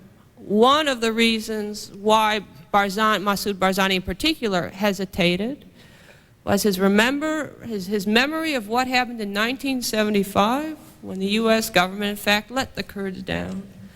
Now, I think it's necessary to ask, what did Scowcroft mean? We won't let you down. What are we going to do if Saddam, worst case scenario, if Saddam responds to that forcefully? I don't think that half measures are appropriate. There are not kind of, we will support you to here and not to there, because Saddam will respond with full measures. My last point, I think an Afghan strategy is entirely appropriate to the situation in Iraq. It worked in Afghanistan. I believe it would be even much more successful than in Iraq for two reasons. One, because the error was made in Afghanistan to let Pakistan have kind of a control over everything. And Zia-ul-Haq's view towards the Afghans was to keep them divided so they would never pose a threat to Pakistan. Well, they probably didn't need his help in being divided, and we have this lack of coherence within Afghanistan today, although they did get rid of the Soviets and Najibullah. And one can approach this with a political component as well as a military component. And the second reason I believe they would be successful, I'll share with you the opinion that Massoud Barzani gave me, and he's a man whose opinions one should consider. He's a thoughtful man. That if the INC were to establish an administration in the North which was recognized and supported by the international community, if the Iraqi opposition, including the Kurdish militias, were adequately armed, his assessment was that morale inside Iraq was so low that you would have a flood of defectors to the north, and that it was quite reasonable to expect that it would simply collapse from within, that alone would be sufficient to cause the collapse of Saddam Hussein's regime. Now, that's the optimistic scenario. But even if that didn't happen, and all they did was to establish a functioning Iraqi administration in the north, that would still be a significant blow to Saddam, and that area could be extended southward by Iraqis themselves doing the fighting at the time of their choosing, when circumstances are to their advantage. And the idea is not to replace one group by another. You can't do that. What is being proposed is a replacement of one group by a system, a set of principles and institutions, a constitutional system. Thank you all for being here. You've been very generous with your time, and we appreciate it. Very helpful. Thank you. Thank you.